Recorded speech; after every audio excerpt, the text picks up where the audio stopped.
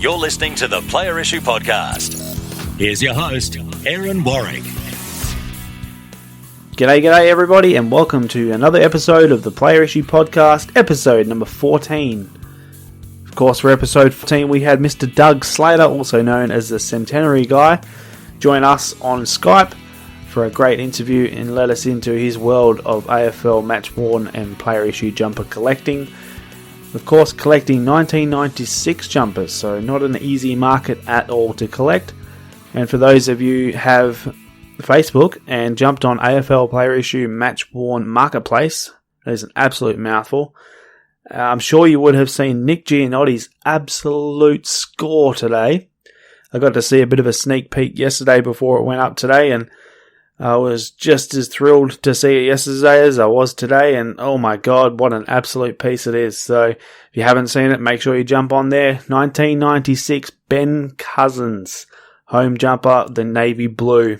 Of course, number 35, as Ben Cousins was back in those days. He's also got a photo of Ben holding it and signing a little certificate of authenticity for him. So it doesn't get any better than that. Absolute beautiful piece. He asked me what I thought of the value of, and I'm really, honestly, I'd probably put about $3,000 price tag on it, but it could go anywhere upwards of that. So, well done, Nick. An absolutely beautiful jumper, and I am very jealous. Well done. We're not going to spend too much time on the Open today, as our interview went for an hour and 40 minutes. Yes, you heard that right. I did shave about 4 minutes off, but there was no way I could shave any more than that off, and you'll understand why as we get into the interview. Such a great interview. I really enjoyed it. Don't want to give away too much, but there was a few rumblings going on during it, so you'll understand as we get into the middle of it. But absolutely tremendous chat. Really loved having him on. I actually had quite a number of people messaging me throughout the last 6 months telling me to get him on, and I was certainly always willing to do that and going to do that, but I just had to get the right time for both of us. And I believe that this was the right time, and absolutely perfect, I think, to slot him in right here in episode 14. So we're not too far away from that. Absolutely great chat, so don't want to waste too much time because don't want to lose us before the great interview. So hang around. We're going to do a real short open and then we'll jump straight into it. Of course, after the interview, we'll be doing a slight close where we'll talk a few things about the bushfires. There's a few auctions going on around the different ways of different clubs there, so we'll talk a little bit about that so you can find some of those. Of course, the State of Origin game, which of course isn't really a State of Origin game, but they're going to call it that. So the bushfire relief game, or All Stars versus Victoria, will be coming up in just a little over a month's time, so everyone's getting geared up for that. And of course, everyone wants to know what's going to happen with the gear, so I'm going to try and find out what's going on there, and I will let you guys know on here when I find out if you don't already know. Now, right before we jump into our interview today, I've got one thing to bring up. Obviously, on our last interview, I talked a little bit about scammers. Thank you to everybody who messaged me and anybody who took my advice on paying PayPal by goods and services. I hope it helped a few people out there. And I would actually like to say that the jumper that my mate was waiting for, that he thought he may be getting scammed on, did actually arrive about a week later. So fantastic for that. Doesn't excuse the fact that this guy did scam me 4 years ago out of $360 and of course never made up for that, and he's had me blocked for over 4 years. So yeah, I still would stay away from him, and I'm glad that everybody has messaged me to find out the name. And just be careful. Like I said, if you're going to do business with him, that's fine, but just be careful and make sure that you are paying PayPal goods and services, unless you've done plenty of business with these guys before and you know exactly what you're getting into. But always try and cover yourself so you're not getting scammed or screwed. Nobody wants to see that. Time wasters. Time wasters are not as bad as scammers, obviously, because they're not stealing anyone's money. However, time wasting is stealing people's time, hence why it's called time wasting. Now, there is one particular person, there's more than one obviously, but one particular person that I've had more than enough of. I am completely done with them.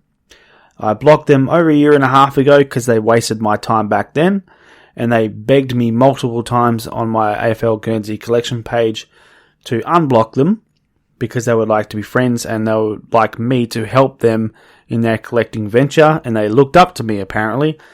as a collector. So I was nice enough to unblock this person. Unfortunately, over the last year and a half, nothing has changed. This person continuously messages to ask what I have for sale, and I keep putting up jumpers, and even times, or a lot of times, he will commit to purchasing a jumper. Now, if you say to somebody that, hey mate, have you still got that jumper? If so, I'll take it. That's you committing to it. If you can't afford it, don't commit to it.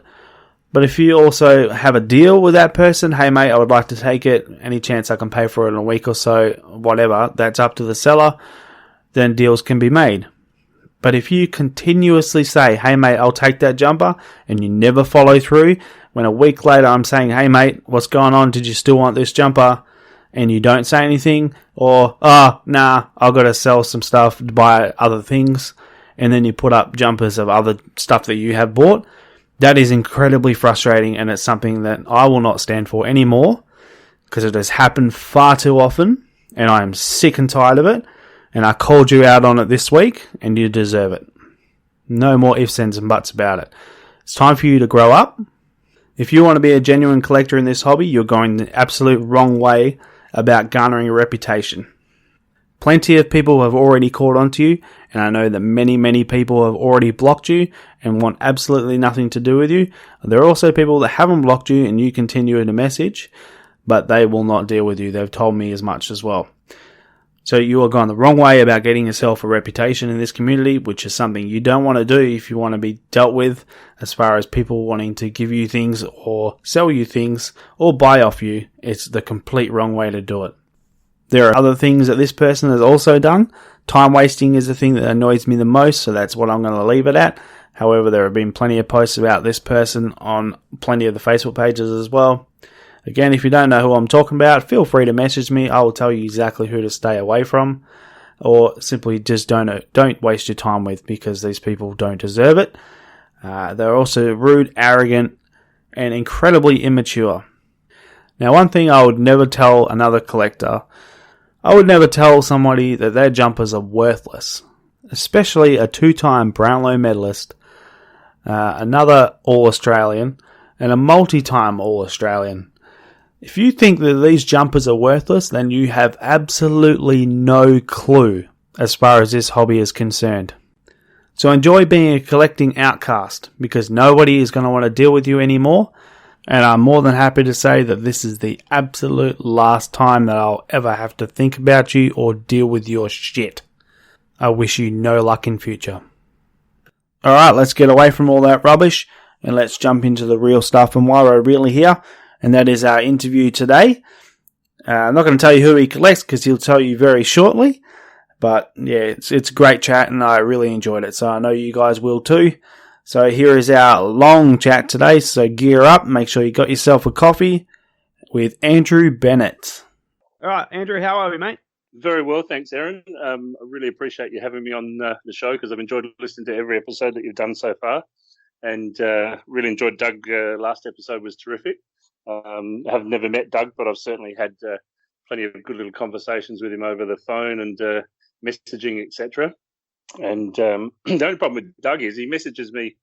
I message him, and then he messages me back, and he's telling me about how many likes he's got from his Facebook page. So I think the pressure's on me tonight to increase my likes to catch up to him. It most certainly is. I think you've got a bit of catch up to do, considering he follows every club, and you follow basically the one. So it might be a bit harsh on you, but no, I think you'd be right. I think from what I can tell from everybody who wanted you on the show, which is quite a lot of people, that you'll be very entertaining and that your content will be really, really good. So I think that's what we go for most on the show, is we go for content rather than clubs specifically. Exactly. Because we're all collectors of our specific clubs generally, but we all listen in because we like to hear what everybody has to say and how everybody does things differently. So that's what it's all about. Brilliant. Oh, that's great, mate. And I think that's one of the things that's been so interesting is, regardless of it being other clubs, just, the way people have found jumpers or the sort of things they have in their collections or the sort of things that they, particularly like to go after. I mean, again, going back to Doug last week, I mean, the idea that someone's doing the full 1996 season is to me is like quite a fascinating and brilliant sort of topic to go for. Just in terms of it's quite a different collection. So it's been really interesting. No doubt at all. I mean, I would have loved to have done that collection myself, but I don't have the patience for that. So I'd really, that's a big one. I do admire his effort. So the interesting thing is, I mean, I don't even have a 1996 home jumper for the Crows myself. So really, So I'll have to work hard to make sure Doug doesn't get it before me. Yeah, you're not wrong there. Like I mentioned in the last one, I only got mine first one 2 weeks ago, and I only got it just out of his reach. So I was lucky myself. Well done. All right, Andrew. So those who don't know you, which team do you follow and why? Yeah, so I just gave it away a little bit then saying Adelaide, but yes, Adelaide Crows guy is me. It's interesting because my wife, Nicole, who is out at the moment, but I'm sure will enjoy listening to this later, she's a mad Port Adelaide fan. Ooh. So, so we've got a little bit of an interesting mixed household here. And we've got the one child, which is Callum, who's 19. And luckily, I broke a little rule when he was little, which was that we weren't going to, make him choose one or the other. We just let him decide. But I may have bought him a Crows jumper when he was very little and then got him on the Crows bandwagon, which was very nice. Yeah, it must be done. I definitely will say that when I have kids that they will 100% be following Fremantle, and if they don't, they'll be leaving my household. But exactly. That's right. Well, look, and to be honest, I mean, it's interesting because Callum and I both enjoy watching the Power, and we actually go with Nicole quite a bit to games. And Callum actually played some 2 or 3 years of junior footy with Connor Rosie, which was great. So we sort of really enjoyed watching him come through from playing in like an under-14s premiership with Callum at Broadview Footy Club, local footy club, and going all the way through to the AFL, which is awesome. So yeah, I think we just like a lot of people just love footy, full stop. But yeah, obviously want your own team to be the one that's premiers at the end of the season. Absolutely. So how did you become to following the Crows? Yeah, it's interesting. I suppose I'm of that vintage where I'm just over 50, and so I've sort of seen that whole revolution of starting off as an SANFL Sturt supporter. Followed them because that was my dad's team, and I actually, like a lot of South Aussies and Western Australians, is tended to have your Victorian club as well. And I always followed Hawthorn for many years because of Rick Davies, who was one of my favourite Sturt players, and when I was a kid, he was a great player and went to Hawthorn really late in his career and played 2 seasons at Hawthorn. So followed Hawthorn for a while, and then of course, with all the changes that happened with the AFL coming about, I suppose it was just the idea that you could actually go and see this new team, Adelaide Crows, each week or each couple of weeks back then. And so that was, I suppose, it was a tricky one. There's lots of people I know that never changed from their VFL team. Guys that followed Glenelg and therefore followed Carlton because of Stephen Kernahan, things like that. So but obviously there was a lot of South Aussies that jumped onto the Crows bandwagon, and it's been a great ride, but certainly last little while has been a bit tough, particularly a couple of years ago.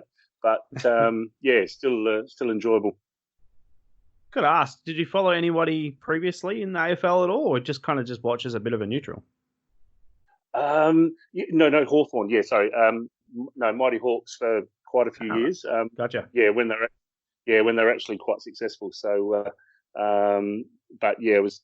I feel bad saying it, but it was a fairly easy thing to give up in terms of, I really never, I never really watched any Hawthorn games live. I'd only ever seen them on television. So you sort of followed a club because you followed a club, but it wasn't intensely following, if that's the right way of putting it, I suppose, compared to actually going to a match each fortnight and seeing Crows play. Yeah, well, you're from Adelaide as well, aren't you? So that makes a lot of sense, really. Yeah, that's right, exactly. So, and very much like West Coast Eagles, obviously, when you get your own team coming in into WA, a lot of people were very much, let's get behind this new team, and I suppose the same then obviously when Fremantle came along, and similarly with Port Adelaide as well. That I suppose it's led us to where we are now, which is the AFL's it's always been Aussie rules has always been a great game, but yeah, certainly AFL's just continued to get stronger and stronger. Yeah, without doubt. All right, so obviously being a jumper collecting podcast, let's jump into how you started your collection and what was the very first player issue you had in your collection? Good question. I would have been about 1998, 1999, I think was when I first seriously started thinking about buying jumpers. I had other Crows memorabilia. I've been a big card collector for a long time, and I think it would have been Crow Mania. Must have just had a sale probably where they just had things out on a rack, I suppose, back in the day, and so it was on the racks and just getting basically choose whoever you could off the rack. And good question as to who the first player would have been. Probably, I did have a couple of early ones like Wrens and Bickleys and Smarts and people like that. So I suppose back in those days you were sort of fairly lucky. You could get some pretty decent caliber players from the rack, which was great. So it would have been one of those sort of guys early on around sort of 98, 99. Yeah, okay. Very nice. So, like you say, you're throwing out some great names there, but you wish you could go back to that days. Oh, it's crazy. And it's interesting, one of my better jumpers that I've still got, thankfully, is the club sold off basically a blood jumper set is what they called them. But in 98, they sold off the blood jumper set. They didn't actually have every player, which was sort of interesting, but they obviously patched up a lot of the spare 98 jumpers, or some of them probably were blood jumpers. But so I've got a Brett James in a 98 patched grand final jumper, which is probably one of my best pieces that I've got. And I still remember in 1999 being fairly newly married back then and saying to my wife, can I spend $250 buying this Brett James jumper? And luckily she said yes, and I've still got it. It's probably worth quite a bit more than $250 now. Yeah. The only sad part to that story is that I got down there as soon as they were announced that you could buy them, and one of the jumpers that was still on the rack was a Mark Rasciuto jumper. And I remember picking it up and thinking, oh, it's Roo. I've got to buy Roo because obviously, didn't play in 97 Premiership, but played in the 98. Yeah. And got up to the counter and said to the guy, oh, take this one. And I think from memory, he said, oh, yeah, that one's like $380 or something. That was a lot dearer than everyone else because it was Roo. And so unfortunately, I made the error of putting it back on the rack. Oh, wow. So that would have been that's probably one of, everyone talks about jumper regrets, but that's certainly an early one of mine that, Brett James is a great player and I'm really happy to have that jumper, and obviously he played in the grand finals. So that's a cracking jumper, but yes, to sort of thought, oh no, the Rood's too expensive to buy. So yes, that was very early on that little story. Oh, man. I think myself and about 1,200 or 1,300 other people just cringed when they heard that. Yeah, that's right. $380 for Rasciuto. Like, you'd be lucky to get just a standard player one of that, let alone a grand final patch. Yeah, I feel that. Oh, man. Oh, wow. Okay. I'll try and jump away from that so I don't hurt you too much. But how many jumpers? How many jumpers do you have in your collection nowadays? I did a bit of a rough count because I suppose, like a lot of us, there's trades and sales and things you pick up. I actually picked up one today, which I'm hoping to use in a trade in a few weeks' time. But I think I'm around about 125.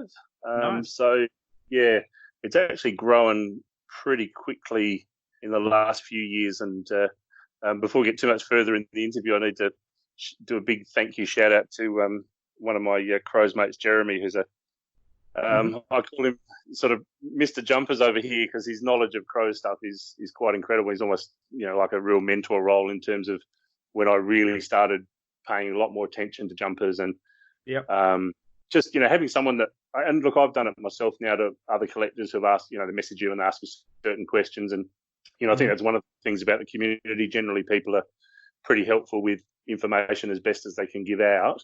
But yes, certainly Jeremy, has been a great help to me in terms of, it's interesting, but there's little things that matter on jumpers. Like, for example, I remember being excited because there's a horrid, well, I don't like it, a lot of people do like it, but there's a red Clash jumper that we had for 3 seasons from 2006 to 2009. Yep. And it was like almost completely red sort of thing. I used to wear it against Hawthorn and some of those sort of clubs. And, I was excited about this jumper and I was trying to work out what year it was. And straight away, Jeremy was like, oh, well, 2006 didn't have on the numbers, there's no AFL logos. But then from 2007, there's little AFL logos on the numbers. And so you just learn some amazing little stories like that, which are sort of brilliant in terms of, knowing what you're looking at, really. Yeah, most definitely. the only way to learn really is researching quite heavily. But if you don't know what you're researching, you don't really know. But then you've got plenty of collectors and people out there who can help you with just these little things that, real helpful in the future, especially. And I've also been asking questions of Jeremy quite a lot, and he's helped me out a fair bit. So yeah, it's also a very big shout out. Yeah, a lot of people would know him well, and he's always really helpful. And his knowledge of other clubs is not too bad either, to be honest. But certainly Adelaide is a real step above, which is pretty cool. But and it's interesting too because obviously my Facebook page is Adelaide Crows Collector. Left a bit late to get the first plug in, but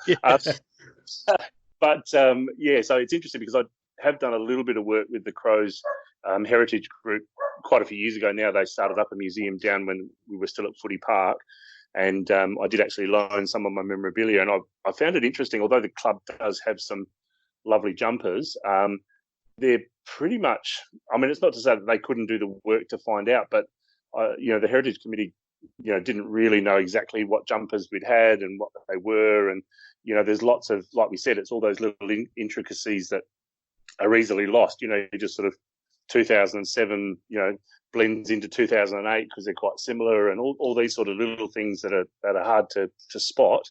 Yep. It's interesting that it's one thing I'm sort of keen to do at some stage is try and do some sort of a bit of a catalogue or something like that. And to be fair, it's a little bit easier with clubs like Adelaide's or Fremantle or West Coast because you can pretty easily trace everything back. Obviously, you get the older clubs, original Port Adelaide stuff's hard to find and hard to verify and all that sort of stuff. But with the newer AFL clubs, it's something that could be done that I'd like to work towards. Most definitely.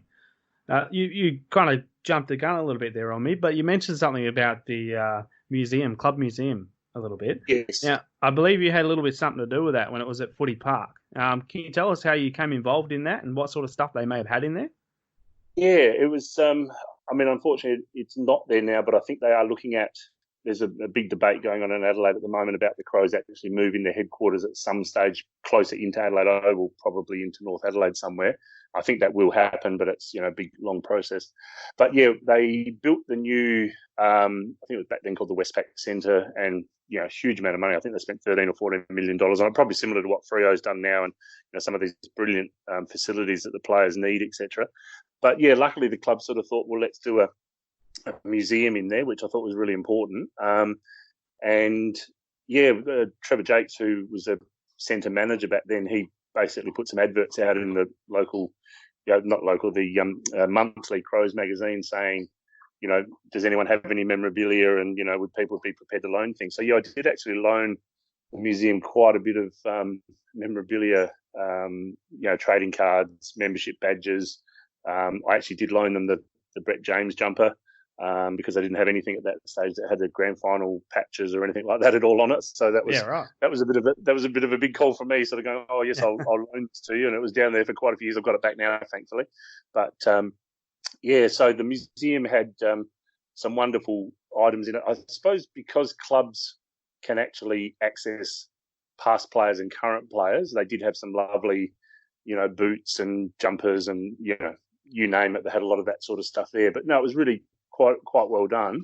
And, so I had a little bit of involvement there for a while in helping them out with some memorabilia. It's interesting, things that clubs don't have sort of surprised me. One quick story was Trevor rang me one day and said, we're going through the membership badges because we want to display all the seasons of membership badges. I said, I said, I can help you out with that. He said, he said, I've gone to the membership department, and he said, I found a few spare badges from previous years that were sitting in a drawer.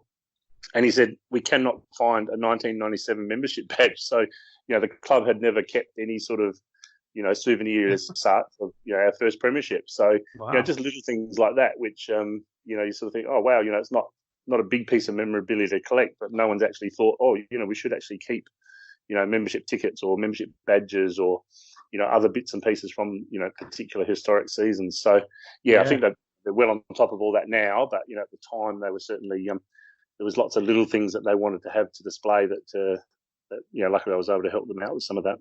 Yeah, definitely. It's a great place to be in as well. You never know what sort of opportunities it opens up too.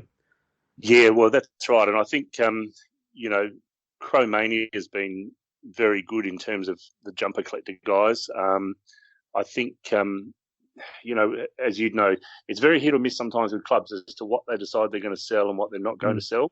You don't really have any control over that, but certainly the manager down there at the moment, Josh, is terrific, and all of us guys, the myriad of Crows collecting guys, Dan and Rob and me and Jeremy and Sean and all the different guys that are Nick, all mad keen Crows people were often, probably badgering him and saying, "Oh, are you going to sell anything at the end of the season?" Because obviously they do an end of season auction, and they sometimes occasionally put things out on racks, but there's still the weird things that that they've got that they haven't bothered with auctioning.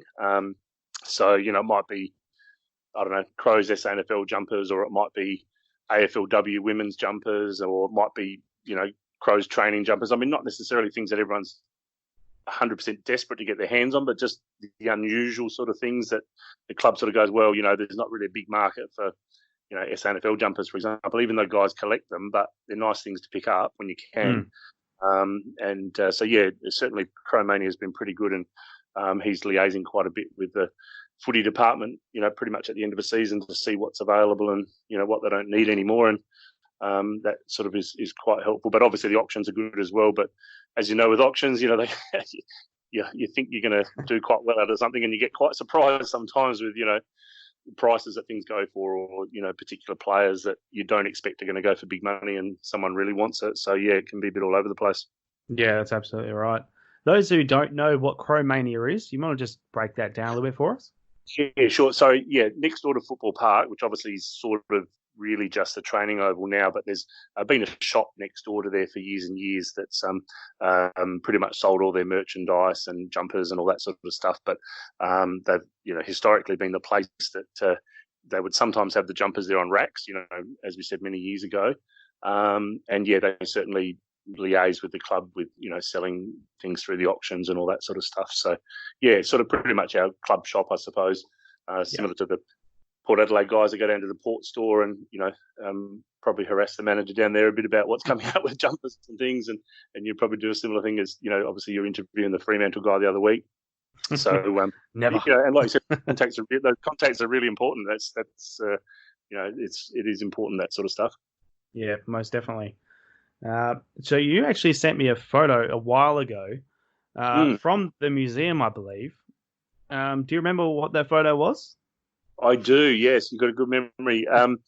It's interesting. One of the things I'll give the club huge kudos for is that someone, I've never actually found out who it was, but someone decided that at the end of the very first game, 1991 v Hawthorn, that they would keep literally every player that played's match-worn jumper. And they've actually since had them framed. I'm personally not a huge framing fan. I'd love to see them in a display cabinet, maybe on mannequins or something, but they frame them. But so the club has actually kept every player's jumper from that match. And again, I presume they then just went and got, the next week they would have gone and got a whole new batch of jumpers and made sure they were ready for the next week. But in terms of clubs thinking ahead, that's probably one of the better decisions I can think of in terms of clubs going, this is really important memorabilia for the club to keep and to have. And so beautiful. You sometimes see it on the Instagram that I think one of the seasons might have been their 25th anniversary or something like that. They did actually have all the jumpers, and they'd obviously taken them off the wall because there was a photo of David Marshall, who only played for a couple of seasons, but he was pretty much best on ground in that game. And there was a photo of him standing next to his jumper at a particular dinner or something like that. And so there was a full suite of all the jumpers were on easels and all being displayed, which was pretty awesome. So as a collector, you'd love to have one of those in your collection. Match worn first game, that would be very, very sweet. Yes, that was an absolutely tremendous idea from whoever came up with that idea. So huge kudos to them. So I've never seen that from any other club. So absolutely genius. None of the expansion clubs that I can think of have done anything like that. So it was certainly a very good call there by someone back then. Because, it's the sort of thing, too, you know how historic those first matches are, but to actually think, let's keep the full collection of jumpers from that game is just absolutely huge. And like I said, even a bit expensive, too. They would have had to get have another set ready to roll for the next week. And that's obviously with the good old days where the Crows are sort of almost in that crossover where I mean, we call them the woolen jumpers, although technically they're fully acrylic, I believe. But but they had the so-on numbers on the back and all that sort of stuff. So it wasn't sort of that you just, I don't know, rang up Fiji and said, print us off another set sort of thing. A little bit more stitching and sewing and all that sort of stuff that they had to do to get the next set ready. So, I mean, they probably had obviously more than one set, but they would have still needed to replace it at some stage. Yep. The blood rule and all those sort of things. Yeah, without doubt. So do you have an ultimate goal for your collection? Do you have an end result that you would like to hit? Yeah, it's interesting. I've sort of got a couple of areas that really are the things that I personally love doing, and that is I'm pretty much going for every design that the club's ever worn pretty much in a premiership points match or, sort of pre-season, which I didn't closely look at my stats, but I've got a funny feeling it's maybe 80 or 90 different designs. Again, that's where Jeremy, it'd be really good if I could phone a friend. I'd just get Jeremy on the line and say, hey, mate, how many jumpers have we actually worn? And he'd probably have the number in his mind already. He'd say, it's 87. But I'm going for one of all those designs. And obviously some seasons, say with the Crows, you've got 91 to 94 is obviously just a home jumper. Didn't have any aways or any of that sort of stuff. And obviously it's a little tricky to really carefully work out exactly what season a jumper's from, unless I suppose I got a little bit lucky. My earliest jumper is actually in 1992, which was Bruce Abernethy's jumper, number 5, and he only played in 91 and 92. And again, with some help from Jeremy, with some great looking up of some photos and some old YouTube videos, we noticed that he pretty much wore that jumper in a match against Brisbane, I think, at the Gabba. So, so you can sort of get lucky like that was and really pinpoint a year. But obviously that sort of 91 to 94, it's almost all the same design. There's not really anything that necessarily 100% tells you that it's something different, unless, like I said, you get lucky with a player that's, only played for a short amount of time. Yeah, but then it's all those other designs, all the, as you know now, away jumpers and heritage and Indigenous and all those sort of. And I think the interesting thing with collecting in that sort of vein is it's good if you're getting stuff when it's coming out, like e.g., next year you get the Indigenous jumper and you get, if they have a heritage round, you get the heritage round. But all of a sudden, if you never got the 2005 heritage jumper, it's a bloody hard find. Do you know what I mean? So that's the thing that's really, as we all know, that's the tricky thing. It's when you've skipped a year or, couple of years, or, you only started late, they are the ones that are really tricky, that sort of one-off stuff. And of course, the other thing is too, those jumpers are popular. Heritage are popular. I mean, the jumper I love is it the red and white that Freo wore in one of their heritage rounds? It was like a South Fremantle heritage design. Like that's I love that design. It's really cool because it's like tying into the heritage of the Fremantle clubs. So, and you just sort of know that stuff's always going to be popular. And a bit similar with Adelaide, Indigenous and our heritage ones. And we've actually worn a reasonable amount of 20th anniversaries and 25th anniversaries and special showdown ones and all that sort of stuff. So we've certainly had our fair share of one-off games, which are tough ones to find. How many of those do you already have? Do you know? Oh, you don't know, I'm assuming. Yeah, I would have it written down. I know that I probably need about 2 of the heritage, and again, I keep mentioning Jeremy's name, and but he's been amazing. Like he literally helped me go back and do all the heritage jumpers. We sometimes joke about it because I sort of said to him, I'm really keen to get the heritage, the Indigenous designs. I love that design, and it's sort of become an every season thing as well. So you keep building on it, and we joke about it because he must have, when he was sourcing them for other mates that he knows and other collectors, I think I ended up with 2 or 3 Kyle Hardigan jumpers that were all heritage. I could be exaggerating there. Maybe it was only 2, but it seemed like every couple of weeks he'd say, I've got a Hardigan number 41. That was his old number before he sort of really started to play a lot more footy. And so, of course, they would just play issues. They weren't necessarily match worns, but I was still happy to have the design. And, so it is interesting, like trying to go back and get those ones is quite tricky. But, luckily with Indigenous, I've managed to do all those. And you get your lucky finds. There's another guy that I know who he does a bit of the, St. Vinny's and the op shops and all those sort of things, and just out of the blue messages me and says, there's a 20th anniversary Sean McKernan in a frame. So, whiz down there straight away. There it was. like $150. I was like, oh wow! Jeez. And of course, and I'm thinking like $150. I was wrapped, and then I get on Google, and I'm sort of thinking, oh, surely he didn't play yet. He played in the game, so then it's like a match worn, jumper. And then the interesting thing was, I'd actually kept copies, years ago. They don't do it so much now, but I'd kept copies of the auction results. Yep. And I just happened to chance that I'd obviously kept that 20th anniversary year auction results, and there were some crazy results. $2,000 a jumper and $1,500 and $1,000. The big name players. But someone had actually paid $600 for that Sean McKernan. So again, someone's just sort of gone. I've had it. In fact, I think probably the frame was damaged. I think maybe the glass, something was damaged on the frame anyway. But they've probably just gone, oh, it's not really worth a lot anymore because it's damaged. And walked into Cashies and said, will you give me $100 for it or whatever? And I've been lucky and ended up with it. But so sometimes you get lucky with those sort of finds where you're taking years and years to find something like that, and then it turns up. Yeah, you're not wrong there.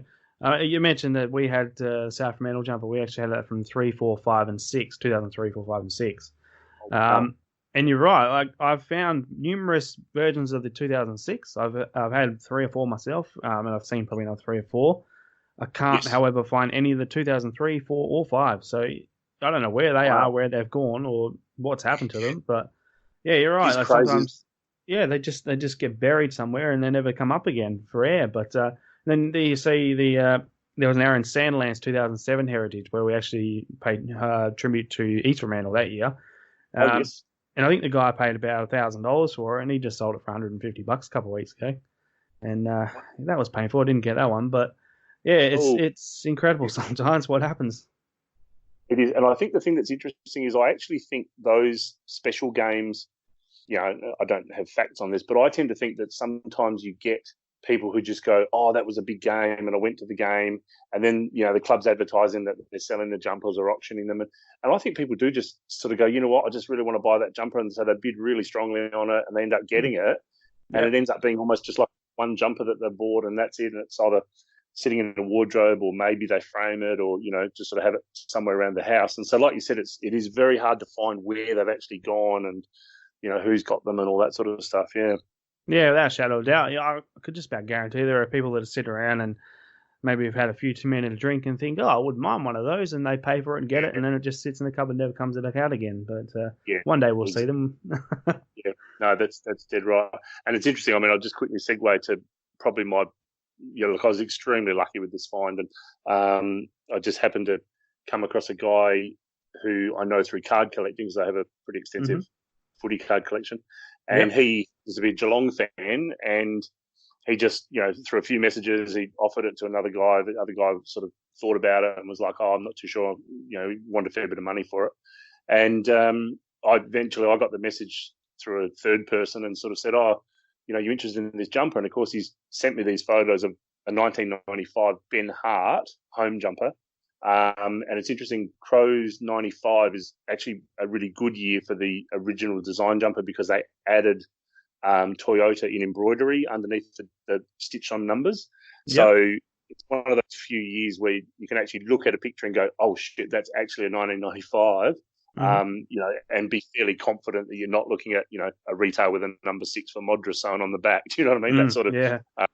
The fans retail jumper that he's just added on the favourite player's number. So that was just one of those really lucky sort of examples where a guy was a Geelong fan. He had bought this at an auction in 1995. I didn't actually ask him what he paid for it. It didn't really matter. But yeah, he just said, oh yeah, I've had it literally in my cupboard since 1995. Wow. And then in fact, I think the new Supremacy set of footy cards, which, as you know, was incredibly expensive. Yep.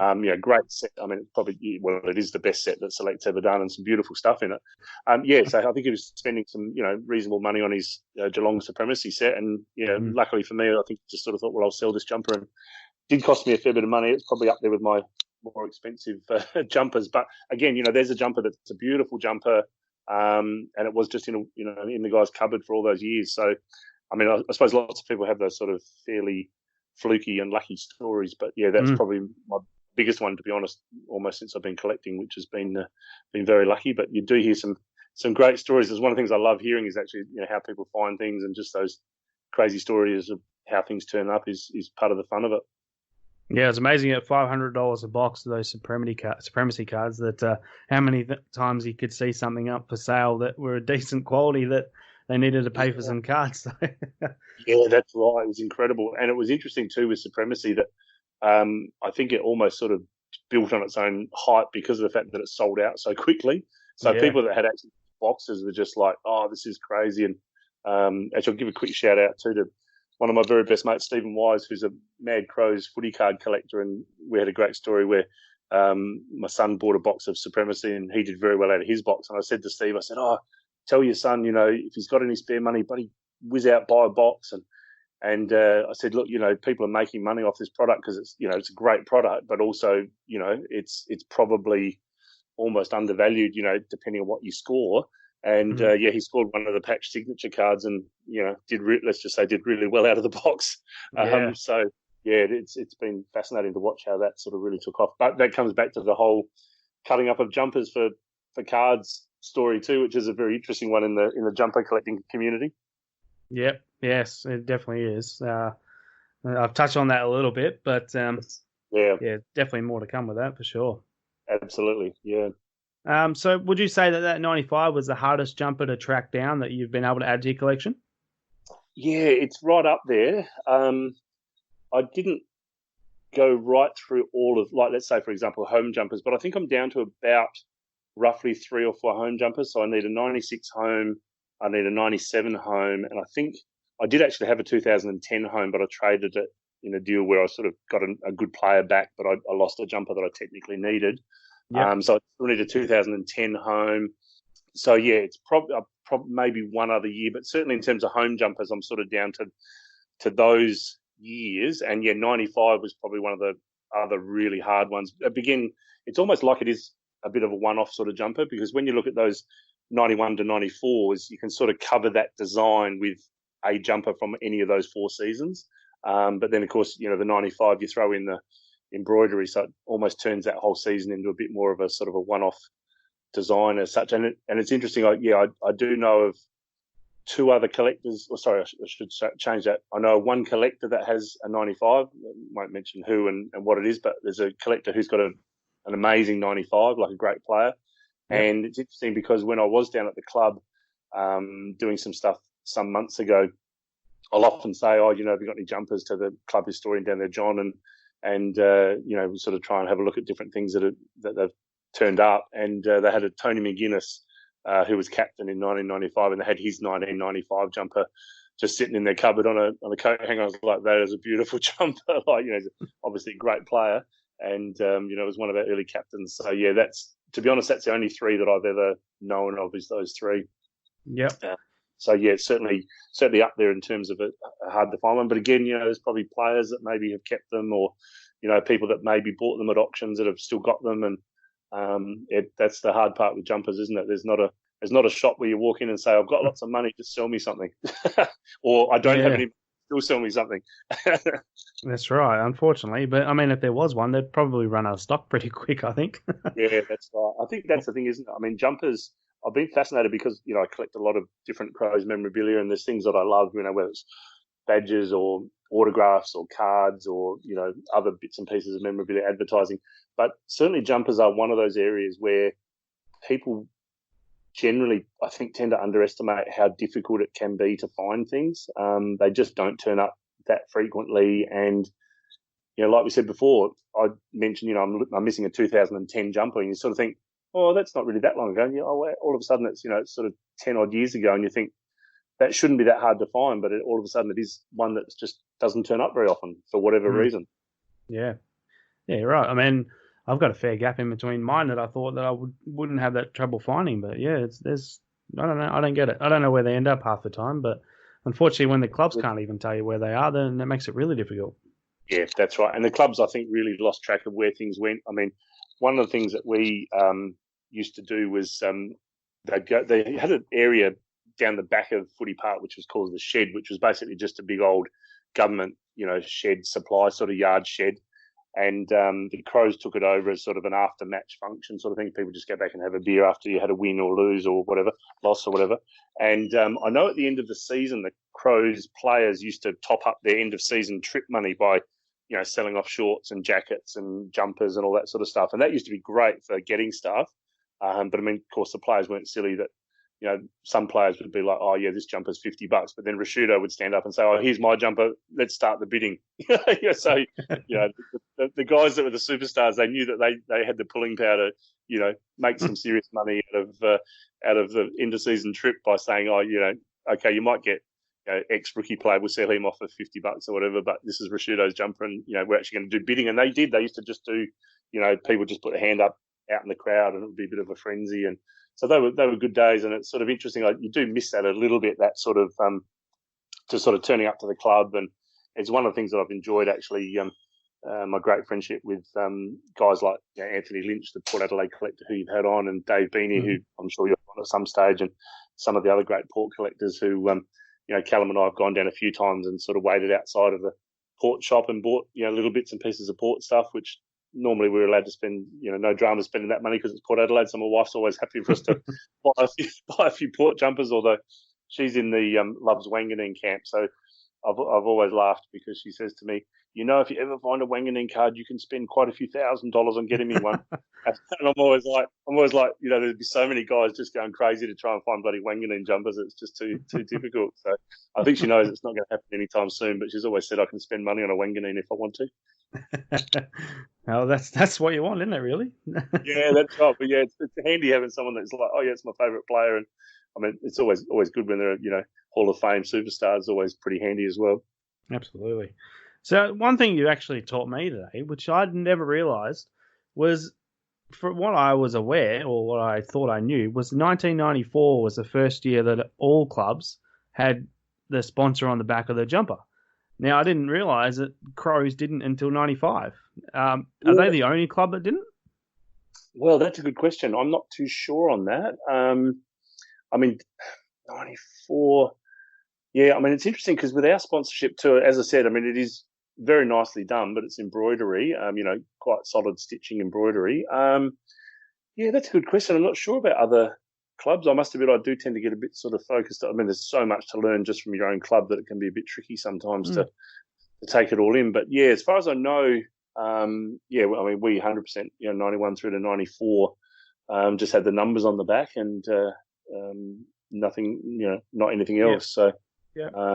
The 95 was it from that point of view. And then, of course, I suppose interestingly, 96 we go to, I think it was Puma, and that's when, we sort of pretty much went into the sublimation. But it's interesting because there's also some 96 jumpers around, which I'm sort of trying to find a bit more information, where you do actually see the woolen style with the patch on them. So I'm not quite sure. My guess is they were probably patched up maybe for pre-season because maybe the Puma stuff hadn't been produced yet. Yeah. But haven't got a definitive answer on that yet. But you sort of see club photos and, I've got player photos and things like that where you can clearly see they're wearing a, for want of a better word, the woolen jumper with the actual centenary patch on it, rather than actually being the proper Puma which they wore. Because in 96 we did have the pre-season jumper, which is quite a nice jumper with the crow on the front, and then we obviously had the home, and they're both sublimation, in terms of the numbers and all that sort of stuff, so logos, etc. Yeah. Yeah, no, I tend to agree. I've seen quite a few, especially pre-season 96s, where they were still wearing the acrylic. So, yeah, I think there'll definitely be some out there for sure. I think just about all clubs, but yeah. That's right, exactly, yeah. Just one thing that came into my head then, actually, when we were talking a little bit earlier about, what I collect. It's interesting. Designs is certainly my thing that that's what I'd love to complete. And I suppose, again, it's one of the things where when you're with one of the newer expansion clubs, you can actually sort of say, well, we started in 91, and so you're almost a bit of a shot at completing it, if that makes sense. Sort of go, well, it's actually achievable. It's not easy, but you can sort of think, one day you might get there. But the other thing that I've sort of been keen to try and do, and it's been a lot harder than I thought it would be, and I sort of got a little bit of inspiration from Dave Beanie, the Mad Port man, because he's doing the premiership players for Port, and I think he's really close. I think he's down to about 2 premiership players, and I don't bring this up to, be nasty that Fremantle haven't managed to get a flag yet. I know you went very close getting the GF a few years ago, but certainly with Adelaide having had those 2 years of success, I've been trying to get premiership player jumpers, and I suppose luckily I've got some of the bigger names. I'd still desperately love to find a Darren Jarman and a Mark Bickley. But yeah, it's interesting with premiership players. It's sometimes the guys that only played for a couple of seasons. You know, Adelaide's got some interesting guys in the 97 and 98 teams. Like 97, we had Aaron Keating, who, you know, famously is like, I think he maybe played 7 or 8 or 9 games and then played in the premiership. So he's on that list of, you know, almost the lowest games, you know, and having played a premiership. So obviously his jumper's really hard because I think he was at the club for 2 seasons maybe. And then there's a few other guys like James Tyson in 98 and a couple of others that have, Chad Rintoul played in 97, is a good lad from Western Australia. So yeah, it's been interesting trying to find premiership players. You think, oh, well, the Rashudos and the McLeods and all those are going to be difficult, which they are. But it's actually those guys that are really not on the list very long, and therefore they're not on very many jumpers. Yep. Whereas, you know, totally. You talk about a Ben Hart or a Mark Bickley or even Wren or Smart, you know, those guys played for quite some seasons. A lot of them, you know, 250 plus games, 300 games. But yeah, it's those guys that didn't play a lot of games that managed to, you know, be in the premiership team when it mattered.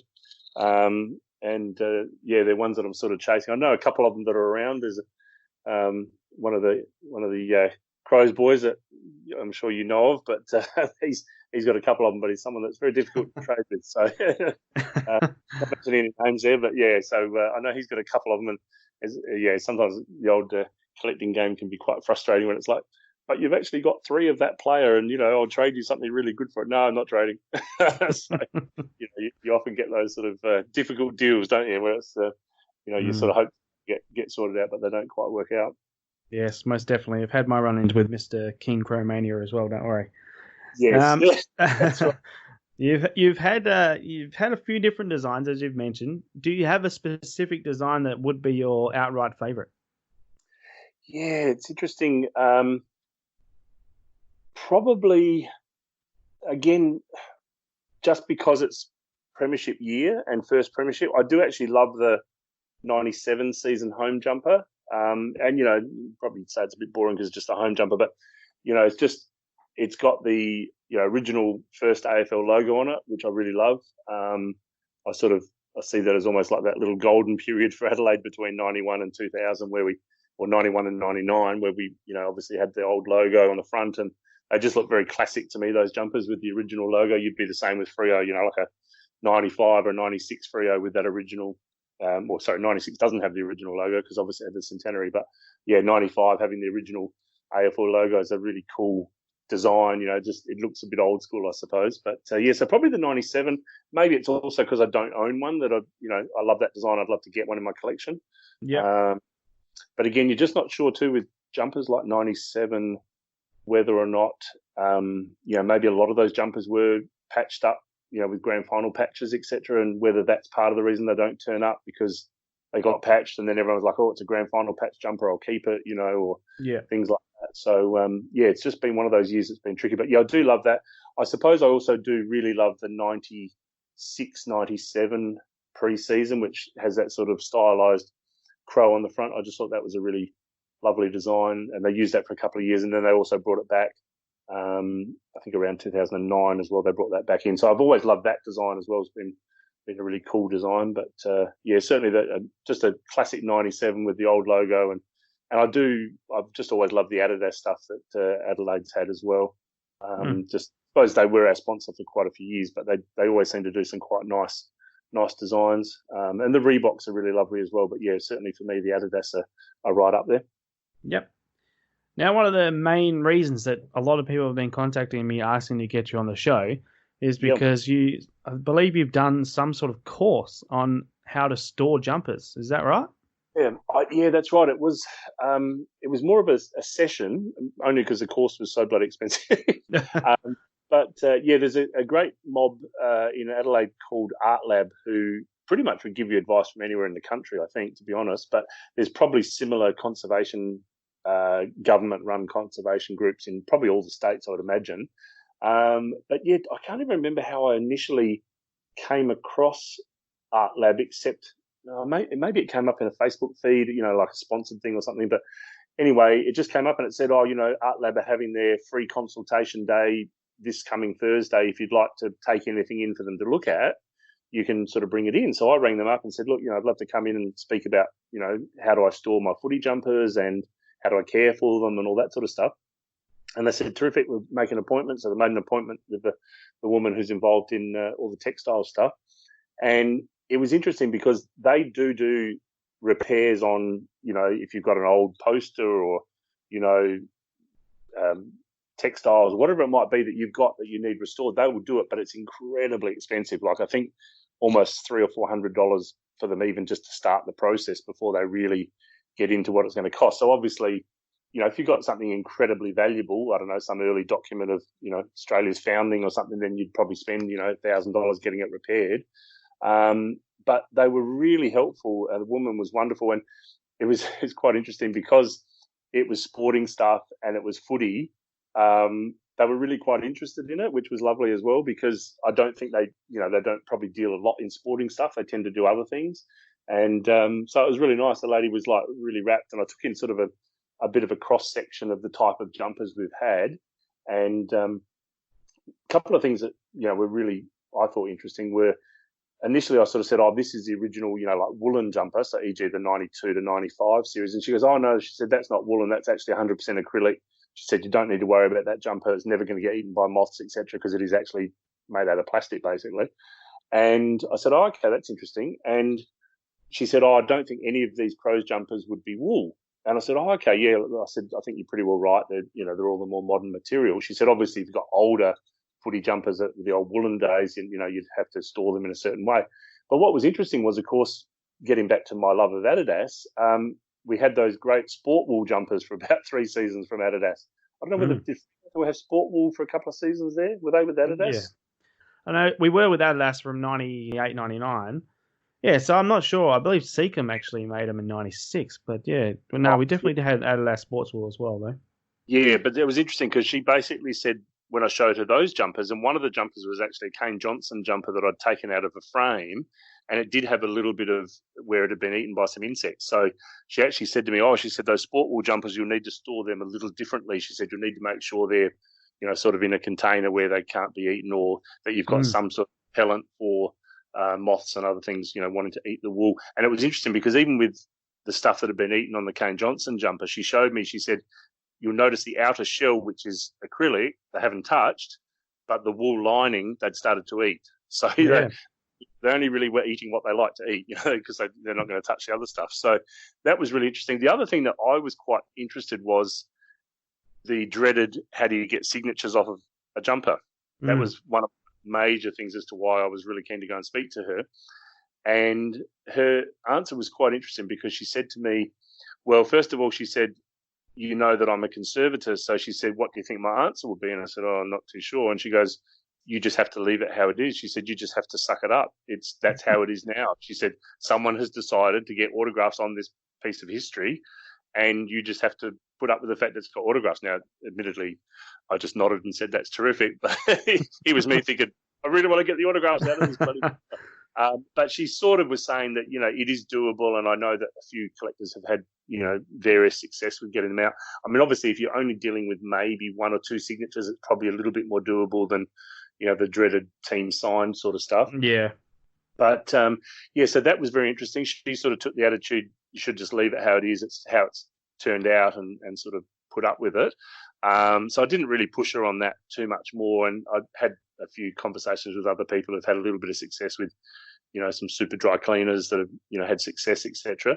And then the other one, of course, was storage. She said, obviously, in a wardrobe, etc., is good. But she certainly said, having it in a sort of a sealed container, or, I said a lot of my stuff's actually in suitcases. That's how I store a fair bit of my stuff as well. And she said that's good, or, in sort of sealed boxes, etc. And the other one that was interesting was, and I know, some people really enjoy framing things, and that's terrific, and some people don't. I personally don't have really very much framed at all, certainly not any player stuff at the moment. But yeah, she said framing's actually not necessarily a great thing for materials longer term.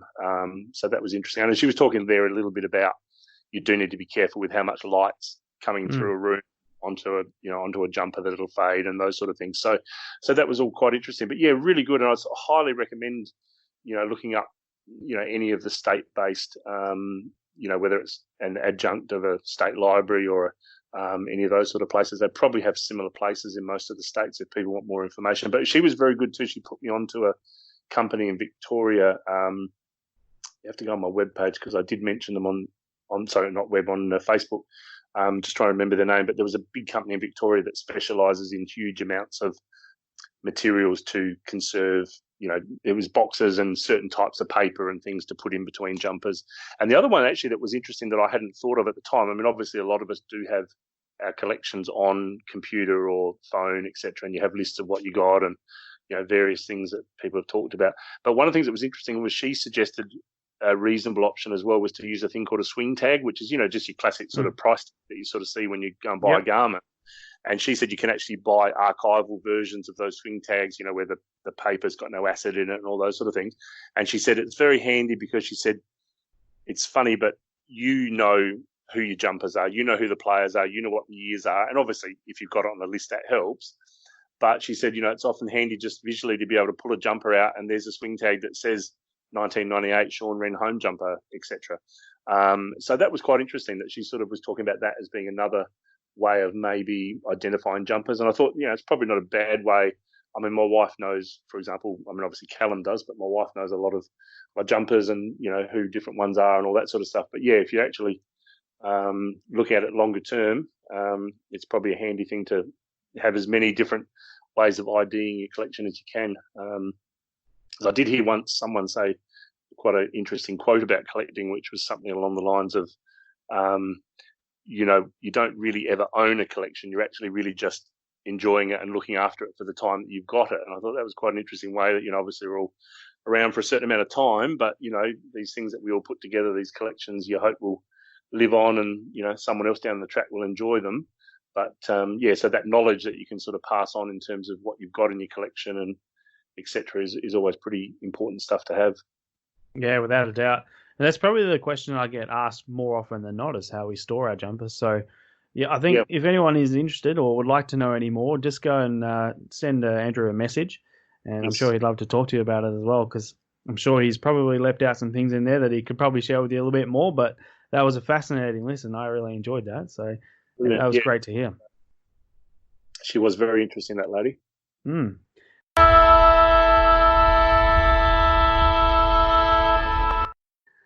All right, full disclosure, I just had to cut this short about an hour and a half just so I could run off to basketball. I didn't want to hold up Andrew at all because the chat so far has been absolutely tremendous and obviously incredibly insightful, so I didn't want to slow it down or change the pace of it whatsoever. So I said we'll just put a pause on it and we'll come back to it after basketball, and thankfully he's agreed. So we're going to pick up from where we left off, Andrew. Brilliant, mate. And first question is, how'd the basketball go? Yeah, lost by 3 points, unfortunately, but here's what it is, and a few more three-pointers from me would have helped. At least you're still out there competing, mate. That's the main thing. I did get one for you, and I did think about you as soon as I hit it, just from the just as we left off the first time he said to make sure I got some. So I did get one, and that was for you. That was very early on, and didn't get another one after that, but oh well.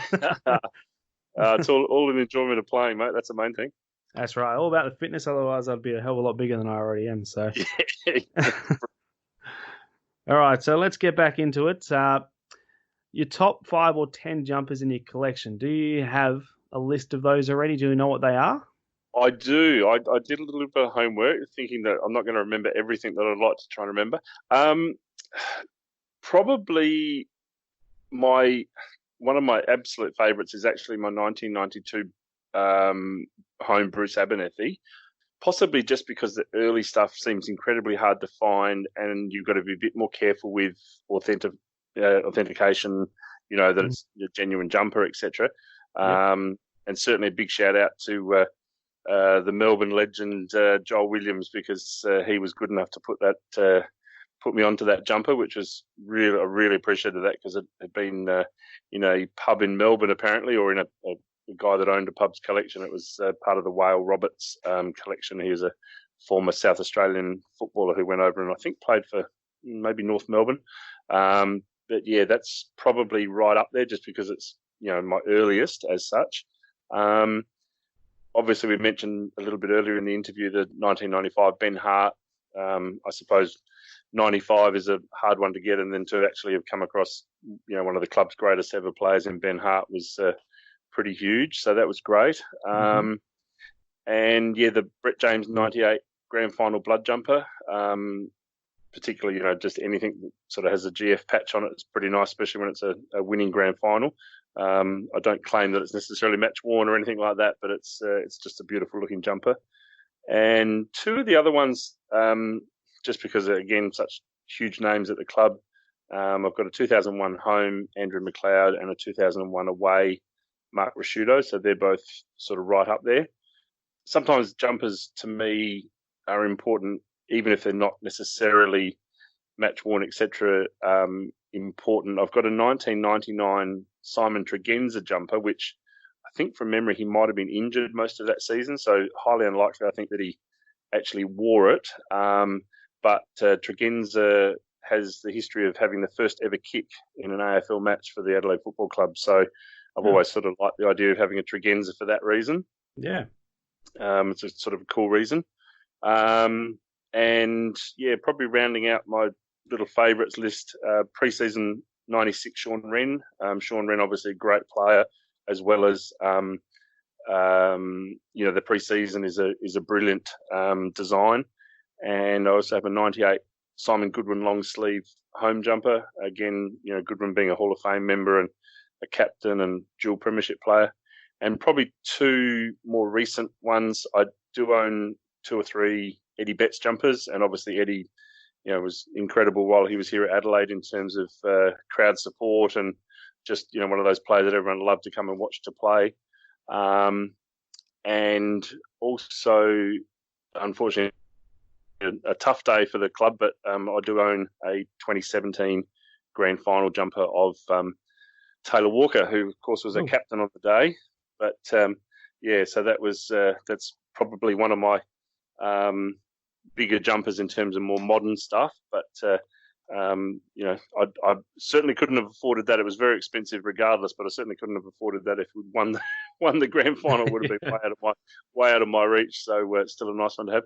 And probably, again, moving out of the men's side of the game, but I was lucky enough to purchase Chelsea Randall's match-worn grand final jumper from last year's grand final win against Carlton. So that's a pretty special one. Obviously, her along with Erin Phillips are the dual captains of the women's team. So yeah, in terms of AFLW, I don't own many AFLW jumpers. I think I've got about 4 or 5. But Chelsea Randall's right up there. So yeah, it's sort of a big list of jumpers. That's some of my absolute favourites that I'm lucky enough to own.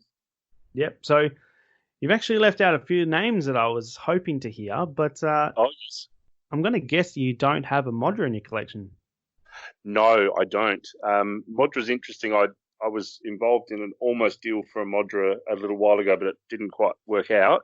But it's interesting. We talked earlier about how some players, actually are only really, when you think about at a club for a smallish amount of time. And obviously, I think Modra debuted for Adelaide in 1992, and then of course by 98 he finished with the club, and of course, as you know, gone to Fremantle. So yeah, Modra stuff.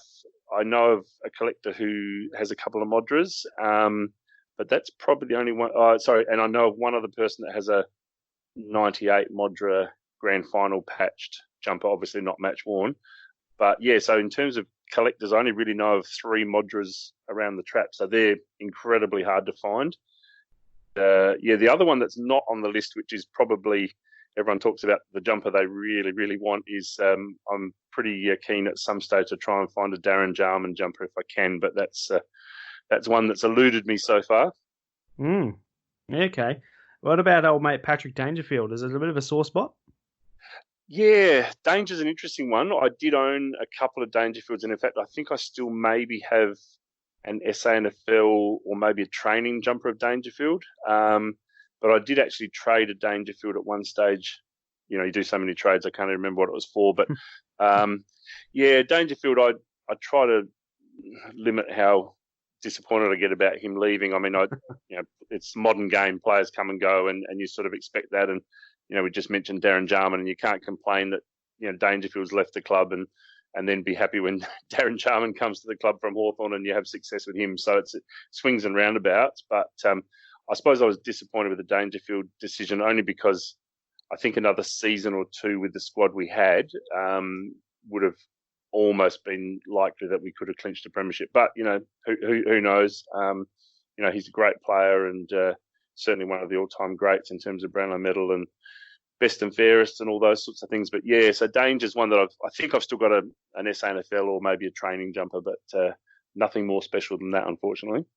Yeah, it's amazing to think what could have happened in that 2017 grand final if Danger was running through the midfield. I think it might have been a very different game. Yeah, I agree. And it's interesting. It sort of comes back to what I was saying, that you just sometimes think, one more season or, 2 more seasons. The competition is so even and with the draft and how you have to be pretty successful with drafting. Just losing a player of that caliber and particularly midfield, and Adelaide and midfield's okay, but it's not what I'd call A class, compared to some other clubs.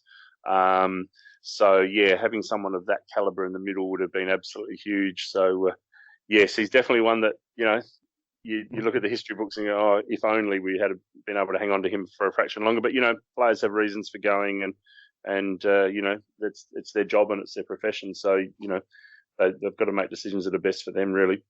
Yeah, that's right, really, in the end, isn't it? All right, so you've told us a little bit about where you've got some of your jumpers from. Do you have any other stories about where maybe you picked up some along the way that's been a little bit unconventional or just a little bit different, maybe?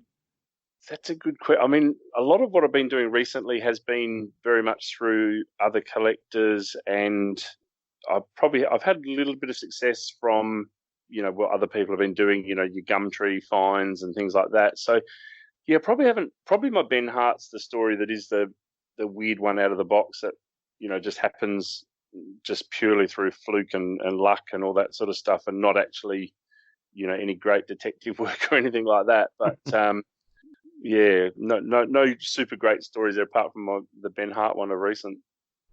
Yeah, fair enough. No taking jumpers off the back of 4-year-old kids either, but moving on. No, I must admit I've actually tried. That's one of the things that I found fascinating when you're talking to Dave with his Melbourne collection. I'd heard a couple of people talk about, what's the chances of asking fans, etc., that are wearing jumpers. And I have actually tried that once at a game, I think last year or the year before. A guy had a pre-season jumper, which I now own, but at the time I didn't. And he had and I think it was a player who hadn't even played many games. I just said, "Oh, hey mate, jumper's great. Look, I collect jumpers. Would you possibly consider selling it?" And he said, "Oh, I've had this for a long time and I don't really want to part with it." And he said, "Oh, I've got a few other jumpers at home." And so unfortunately, I bombed out, but I just did the whole, here's my little, at that stage, homemade business card with, phone number and I'm on Facebook and all this sort of stuff. And if you ever change your mind, get in touch with me. The other one actually that was interesting was when Jeremy and I catch up, we sit in different spots at the Oval, but when we catch up at the game sometimes, and we stop and have a beer and all that sort of stuff, we often compare notes as to who we've seen wearing what player issues walking around the club, around the Oval. And I could have killed him. I think it was last season. He sent me this message at the end of the match, and it was someone that was wearing a Ben Hart 1997 pre-season. And at that stage, I didn't own a Ben Hart, and it's one of the players I've been trying to chase. Mm-hmm. And I just messaged him. I said, "Please tell me you went up to that guy and offered him some stupid amount of money for that jumper." He goes, "No, it's just a guy wearing it." I said, "I just took a photo of it for you." It's like, if only I'd been there to see that, I would have at least made an effort to try. But yeah, it is tricky going up to people and asking them. I think, you just got to be polite and you've just really got to take a no for a no if that's what happens. But of course, the other thing with that is I think you need to be careful because you do actually want to have some money in your pocket. You don't want to walk up and say, "Hey, mate, I'll give you 300 for your jumper." And they say, "Oh, yeah, okay, I'll take it." And then you go, "Oh, well, actually, I've got to go to the ATM to get money out." So I think you've got to be cashed up if you're going to do that sort of stuff. Yeah. I've only done it once myself, and I've mentioned it on the podcast as well that I've only done it once. But yeah, I see it all the time. People walk around wearing player issue jumpers or whatever, and I just want to jump all over them. But I think Dave had the best idea, and obviously you've already adopted it anyway. But with the business card, so I've actually got 500 business cards sitting in front of me, ready for this season, ready to go. Because I think that's a bit of an icebreaker a little bit. And I think it is up too. And say, "Hi, here's my card," and yeah. Exactly. And look, I think, like you said, with the card thing too, it actually just gives them something to sort of remind them a bit more to say, I might actually, get home and then think, oh, look, I might just ring this guy and actually see what he'd actually offer me. And, and look, it just puts your name out there as well, doesn't it? That's always handy as well. Exactly right. And to be honest, with the Facebook page, I've had people, I haven't really had any great finds through the Facebook page, but I've certainly had people message me with memorabilia and say, oh, I've got this and I've got that. And people are often asking just for information as well. And it's always hard when you see someone that sort of says, oh, I've got a, synthetic signed football with 7 signatures on it. How much is it worth? And, you're trying to gently say to someone, it's probably not worth a lot, that's always tricky.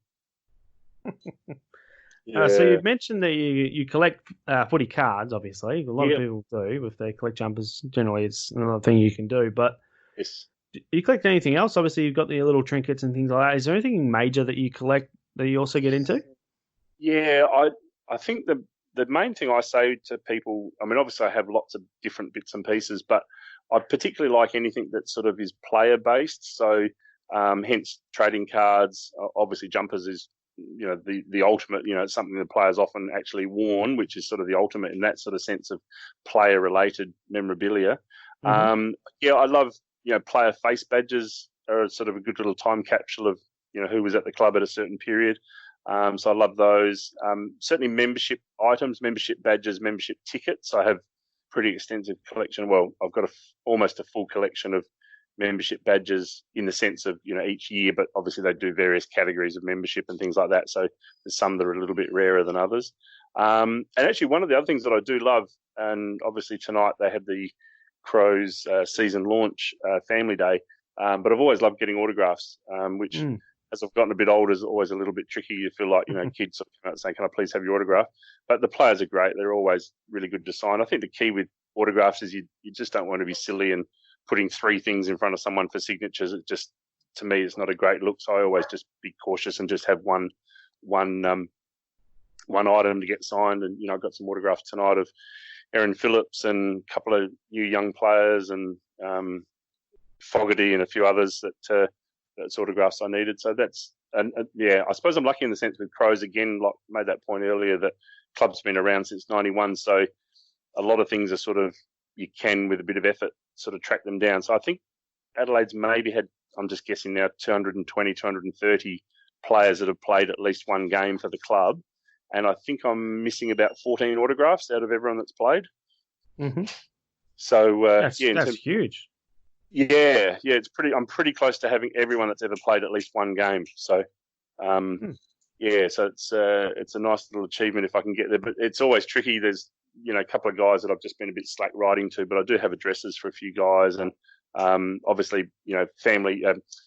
Club functions are terrific. If they have a 20th anniversary dinner or something like that, they're always good because you get someone that comes in from Queensland and someone else comes in from Western Australia and someone else that comes in from London, all these different places that players live now. So that's always those sort of events are terrific for autographs and things like that. But then, you have your sort of, obviously with the very sad stuff that happened with Phil Walsh a couple of years back. That was an interesting one in terms of autographs because I actually went to the club AGM where he sort of gave a speech about the upcoming season.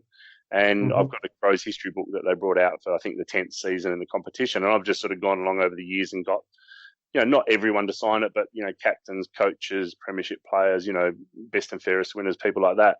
And so, I went along and took the book and thought, oh, he's a new coach. I'll get Phil to sign it. And so went up and spoke to Phil, and I think there was myself and another friend of mine, Ian, and we spent about 15 to 20 minutes chatting with him, and he's terrific, like really engaging to talk to. And, I was talking about the new season, and we were talking about, Jake Lever's going to be a good player and all these guys that we just drafted that season. So, I was a little bit sad when I think of getting his autograph just in terms of what did eventually happen, which was very sad.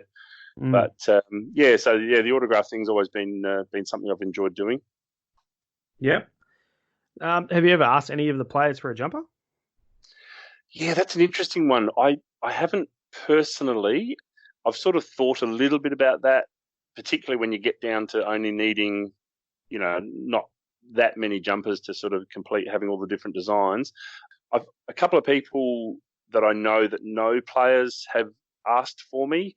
not sort of in a over the top way, but just, hey, a friend of mine collects and he's just wondering, do you happen to have any, jumpers that you'd be prepared to sell? And so I've probably had contact with 3 or 4 players over the journey.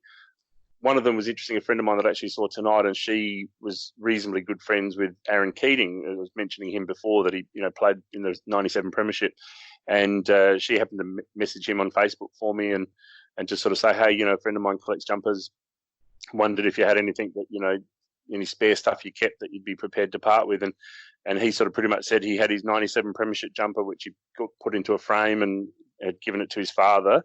And I think he said he had maybe a '98 jumper, which he said is somewhere in a storage container in Sydney where he lives now. So, yeah, so you sort of have those sort of stories where, and there's a couple other collectors I know that have, spoken to different players. I think someone once spoke to Matthew Robran and talked a little bit about jumpers with Matthew. So, yeah, I haven't really gone heavily down that path yet, but it's interesting. Jumpers are one of those things that don't come along that frequently when you're looking for certain ones. So sometimes you do wonder whether that's the only one of the only avenues to find things sometimes.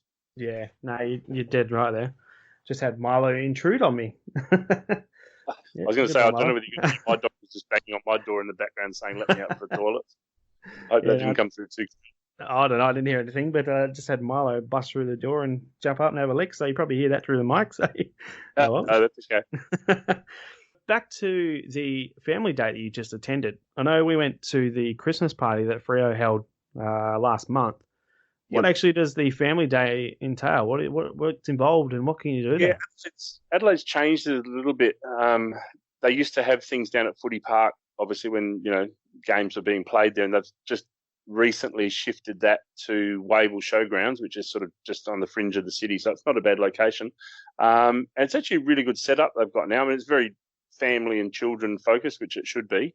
But they pretty much have sort of about 24 different stations of, players doing various, throw the ball and dunk the player sort of thing, and, all sorts of different games and things with players, etc., which is really quite good, as well as, the opportunity to walk up to players and ask for autographs and do all that sort of stuff. So, yeah, it's really quite and, Wavell, which is where the show is each year, they have a, big Ferris wheel running and all that sort of stuff. So, yeah, it's really quite well set out. And I suppose the only problem with family days is if you're going for autographs and things, there's a lot of people. So it's a busy time. You don't want to go there thinking you're going to come away with, 20 or 30 autographs, because it's a lot of work and it's a lot of time to chase down players. But yeah, I got 4 or 5 people to sign some photos and things tonight, which I was really happy about. So that was great. Yeah, nice. I really enjoy those things. I mean, it's the first Christmas party I've actually managed to get through to, but the way the Fremantle did it was really, really good, where they had time limits on each section and then the players would move along. So you pretty much got a chance to interact with just about every player, because they had about 2 or 3 minutes worth of signing before they did their activity. So, yeah, if more clubs do that, it's great, because it gives you an opportunity to obviously meet other players and get some autographs, and it's just really good for, obviously the families. It's great. Photos, selfies. I mean, it's interesting, talking about autographs. I'm of the vintage where I love getting autographs, but it's fascinating how selfies have really taken over from the autograph now as something that people want to get. Yeah. Tonight I got Erin Phillips to sign a photo for me of her in the grand final, which she did, and she signed it beautifully. But it was interesting. I think one other young lad got maybe a cap signed by her or something, but everyone else just wanted a photo with her, which was interesting. So the whole idea, you have your mobile phone, which is now camera, etc. And so most people were just wanting to just do a really quick selfie with her, and that was the memento they wanted of meeting her, which was lovely. And I mean, I suppose I have done selfies with players, and I've definitely got selfies of me and Darren Jarman and players like that. But but it is interesting that the selfies sort of really almost taken over a little bit from the autograph. In that sort of sense of people just wanting like an autograph in a book or on a photo or anything like that. No, you're spot on. Selfies are definitely the digital autograph of the 21st century, without a doubt.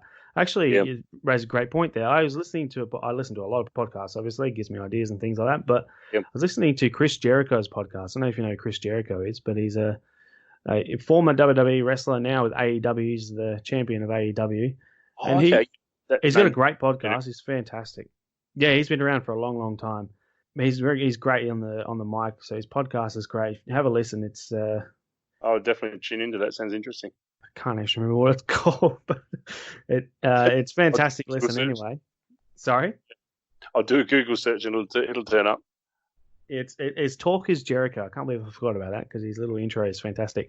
Yep. Anyway, he was mentioning on his show yesterday with one of the newer stars, Darby Allin, who no one really knows yet, but he was asking him about people going up to him in airports and asking for autographs and things like that. And he said, he was surprised that no one really asks for autographs anymore. It's all about the selfie. And he said, well, no, I won't give you a selfie, but I'll give you a 10-minute conversation. And he said that most people will just say, no, it's all good, and they'll walk off. And he's like, you're kidding me. Like, back in my day, to have a 10-minute conversation with someone I looked up to or I just enjoyed watching, I would take that over a selfie or autograph any day. So, you're right. It's surprising that the selfie is what it's all about nowadays. I think it's so, you can show it to your friends and family, but really, if you've got no story to tell with it, it doesn't mean really as much as having a 10-minute conversation. No, exactly. Well, it's interesting tonight. I didn't, obviously I was wanting to come back and do the podcast with you, but Fisher McCasey, who was our highest draft pick in last year's draft, he was on one of the select, how they produce those cards where it's like a limited time and you have to order it and all that sort of stuff. And so I ordered a couple of those cards. He was the only top 10 Crows draft pick. And so I thought I'll take along one of his cards tonight and get it signed. And I actually, because I was rushing, I forgot to take a spare one because I often take spare cards to give to the players particularly when they're rookies, they often don't have things. And so I met up with him tonight. I said, lovely to meet you. Would you mind signing your new footy card? And he was like, oh, great. He said, I'd never seen this. And he was like, we're chatting away about the card. And I sort of said, I've got a spare one for you that, I meant to bring along tonight, but I forgot. And I said, I'll catch up with you during the season and give you one. And so we're chatting away and then just, obviously wished him well for the season, etc. Huge lad, like 200 centimetres or something. He's going to be a very, very good defender for us. But, it's interesting that, to me, that sort of actually chatting. I mean, obviously we're talking, just about the footy card and stuff. But, that actually having a chat about stuff is really, like you said, that's the thing that I really enjoy doing. And, just chatting a bit about, I said, how are you settling in? How are you enjoying it? And he said, it's been fantastic and I'm really loving it. And so, it's actually just having that sort of conversation sometimes with the guys. And look, to be fair, it's one of the reasons I actually really enjoy talking to the new kids that have been drafted because they're very much just new into the system and they're very down to earth and, they haven't had as much of the hype yet because they maybe haven't been playing brilliantly yet and all that sort of stuff. So I always find that really interesting when you sort of can connect, particularly with the younger players when they're just starting out, is always great. Yeah, that's absolutely spot on. I do find that they give you a lot more time and more interest invested when they're a bit younger or on the rookie squad. So, you're right there. Moving away from all that, we talk about jumpers, I suppose, don't we? But yes, that's right, exactly. Getting a bit off track there, but no, we're good. So obviously the Adelaide Crows have been involved in their auctions for a while. They were on the Sports TG, I believe that's what it was called, website where everyone else tends to auction off some of their stuff, or it has actually dropped a lot lately. Now they've got their own auction page, or they're on their website. Have they ever done anything like the Port Adelaide sales where they've got a sale day, or is it just all really, all over their auction page now? No, they seem to have really gone down the auction line, Adelaide, which it's an interesting one. I actually really enjoy what Port Adelaide does. I think they're doing that really well. And it's interesting. It does sort of lend to a little bit more of, certainly when, like I said previously, when Callum and I have been there and lined up for jumpers and things with the Port sale, there's definitely a real camaraderie, with all the Port fans and, talking about who they want to get and what players and, certain people want to get, someone wants Connor Rosie and someone else wants, some other, Butters and some of the other up-and-comers, and then someone else wants Robbie Gray. And so it's all very much, there's a lot of talk within the collecting community, therefore, about, what they're getting and, knowing what time you have to line up and how early you have to line up. But, it's interesting. Adelaide really hasn't gone down that path at all, apart from many, many years ago when they used to just have, items on the racks, basically for just walk in and sort of pick what you wanted sort of thing. But they haven't really done that for a long time. So, it is interesting. I think Port are doing that really well. And it's interesting. I don't mind the idea of actually, if you're really committed, if you line up early enough, you get a chance to hopefully sort of get the player that you're wanting to get. Yeah, it is great. Do you know if there's any or possibility that they may be thinking about, or just you reckon they might just stick with auctions? Yeah, at this stage, I think they're probably going to stick to auctions. It was interesting, mentioned before about having bought a couple of the AFLW Grand Final jumpers. I remember the season before talking to Josh and saying, you've never ever had any auctions of any AFLW jumpers. In fact, never even been for sale. And I think that's partly because they tend to let the players, the women sort of, they're semi-professional, of course, so they tend to let them take the jumpers home with them at the end of the season. But yeah, it is interesting that a few of us collectors had said, do you think you might be able to do the AFLW? And Josh really pushed that, which was great. And I think he is the reason why they actually auctioned those jumpers. And I think the thing that was really, I was so pleased about, and I know Josh definitely was, the prices that they realised. And look, obviously it helps when your team wins. That's always going to, mean that the prices are going to be really good. But I don't know if you knew this, but I mean, Erin Phillips's jumper went for over $5,000. Wow. Yeah, so it's just impressive. incredible. Yeah, it was absolutely amazing. And look, she's obviously one of the superstars of the competition, and she's won sort of every award multiple times. But yeah, it was interesting. I mean, I think probably the lowest price was maybe around the 750, or maybe a little bit under that, maybe 650. So like even the lesser, known players were still bringing in seriously good money. And apparently the women were wrapped themselves, like, because obviously they got a cut of the money that was made. So they were really pleased as well. Again, coming back to being sort of semi-professional, they're not on the bigger money. Obviously, the season's shorter and all those sort of things. But yeah, they were really impressed with that too. So yeah, it looks like they're sort of sticking with auctions, which for the foreseeable future, as long as they sell something, that's the main thing, I suppose. Yeah, you're right. Just goes to show that I don't think the AFLW game's going anywhere in a hurry. I think it's just getting better and better, to be honest. Yeah, it is interesting looking at the young women that Crows have, drafted this year. You can really see a lot of the young women are now playing, footy longer as juniors, etc., and have more opportunities to play. And yeah, the skill level has really improved. And I know for a fact that Maddie Clark at the Crows has been very keen on pretty much just ball skill, all the time, because and it's interesting. I noticed last year Adelaide moved the ball a lot differently than they had previous seasons. They were much more likely to, rather than just kick it and bomb it, which was sort of very much first season, they were much more holding the ball, and you could see they were working certain patterns and things a lot better than they had been previously, and hence won the premiership. Yeah, no, skill level just improved through the absolute roof. I mean, I watched the first season, obviously watched Fremantle play, and I thought, yeah, it's very hard to watch at times. But then the second season, I was just, wow, this is incredible how much they've improved over 1 year, and then it's just gotten better and better. So yeah, it's great. I mean, I do worry that with too many teams, it might be a little bit saturated, and the quality might be a little bit too spread out. But yeah, like I say, and like you say, there's a lot more coming through, and a lot more playing more junior footy. So I think it's going to just be good for the game, really. Yeah. And coming back to jumpers again too, it is fascinating. There's certainly some really big stars in the game. Whether it's Taylor Harris, whether it's Daisy Pearce, whether it's some of the Crows women. I mean, there's definitely players that are going to be great jumpers to own. And again, it's sort of that hindsight thing, isn't it? You sort of think, well, if you're buying a jumper now of Daisy Pearce, what's that going to be like in 10 or 15 years' time when you look back on, say her involvement in setting up the competition and being a top player and all that sort of stuff. Yeah, it's interesting. It's that hindsight, isn't it? You sort of think, oh, gee, I wish I'd bought, more Darren Jarman jumpers, back in the day when I had the chance, sort of thing. It's that sort of hindsight thing, isn't it? Yeah, it definitely is. And there's times where I've had the opportunity to sell my Taylor Harris 2017 grand final jumper. And I had to stop myself every single time and say, no, what are you doing? You're an idiot.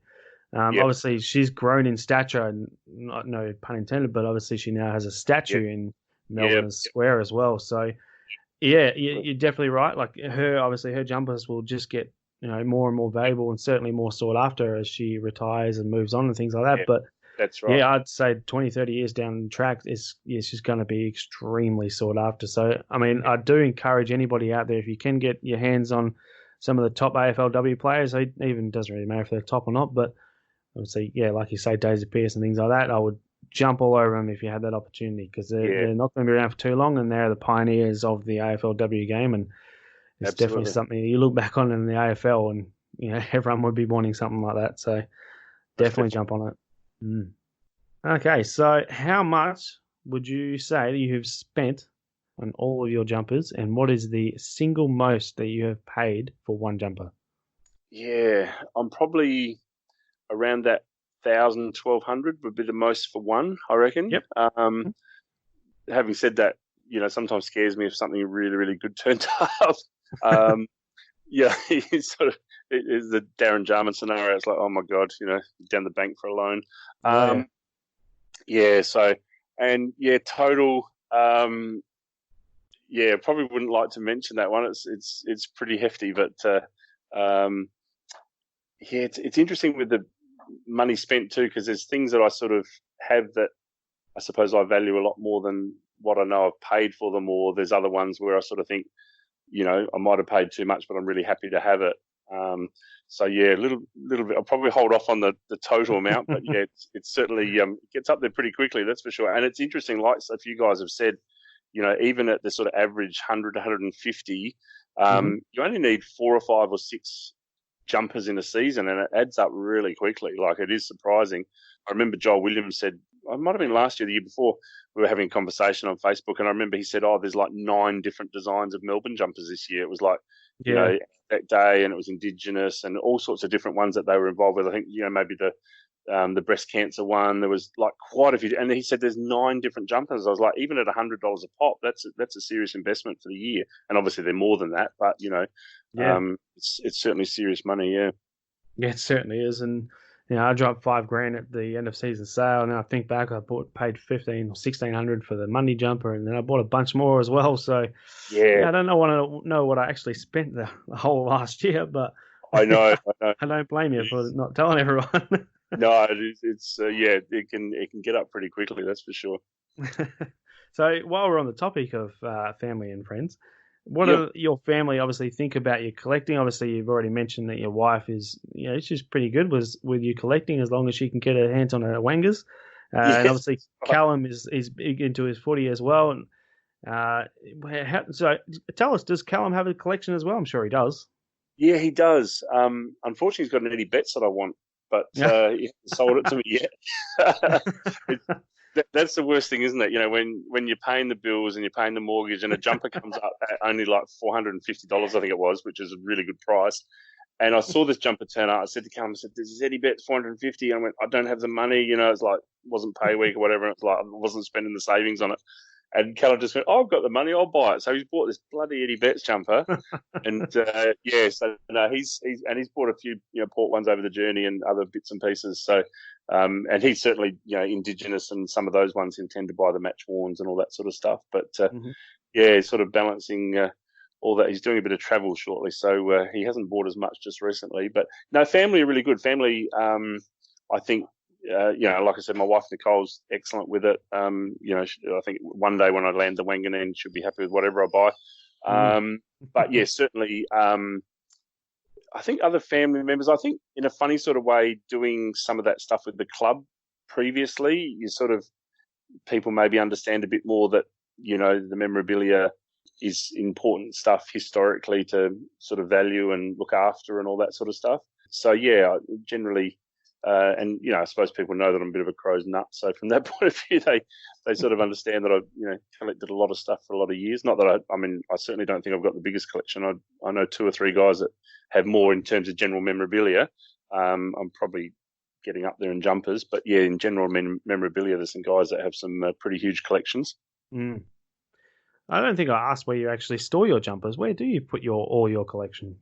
Yeah, I pretty much got them stored on pretty much suitcases, and I tend to not keep them here most of the time. I tend to have them sort of stored away, not on this property, but just in terms of, I think like you said before, it's sort of such an investment that you do need to be a little bit careful about where you keep it and all that sort of things. So I tend to I probably might shift to maybe lock up cabinet wardrobe thing down the track, but at the moment I've sort of pretty much folded and in suitcases and things like that.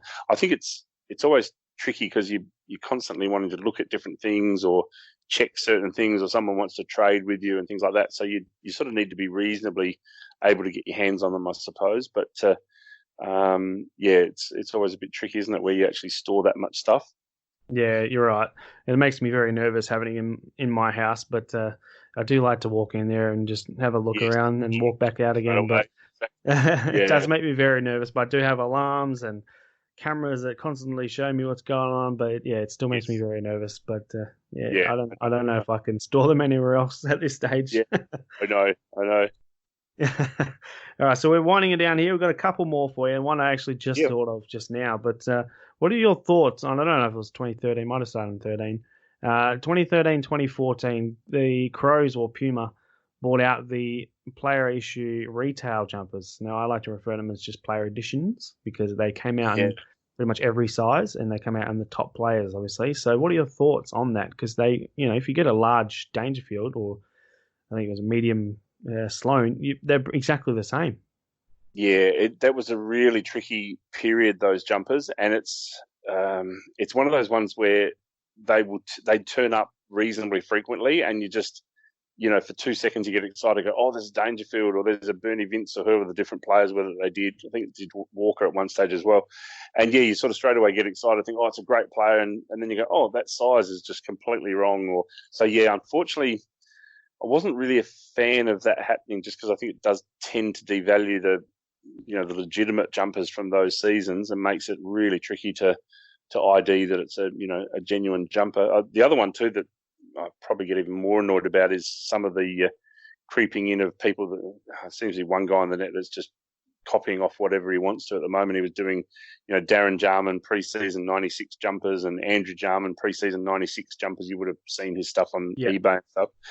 Yeah, so it is interesting, that whole idea of, obviously those retails are, pretty much the same-ish, apart from sizing and stuff can be different. But yeah, that was a huge problem with them doing those. And in fact, there's possibly, I think maybe even a couple of years in Russell Athletic when Crows might have done a similar thing.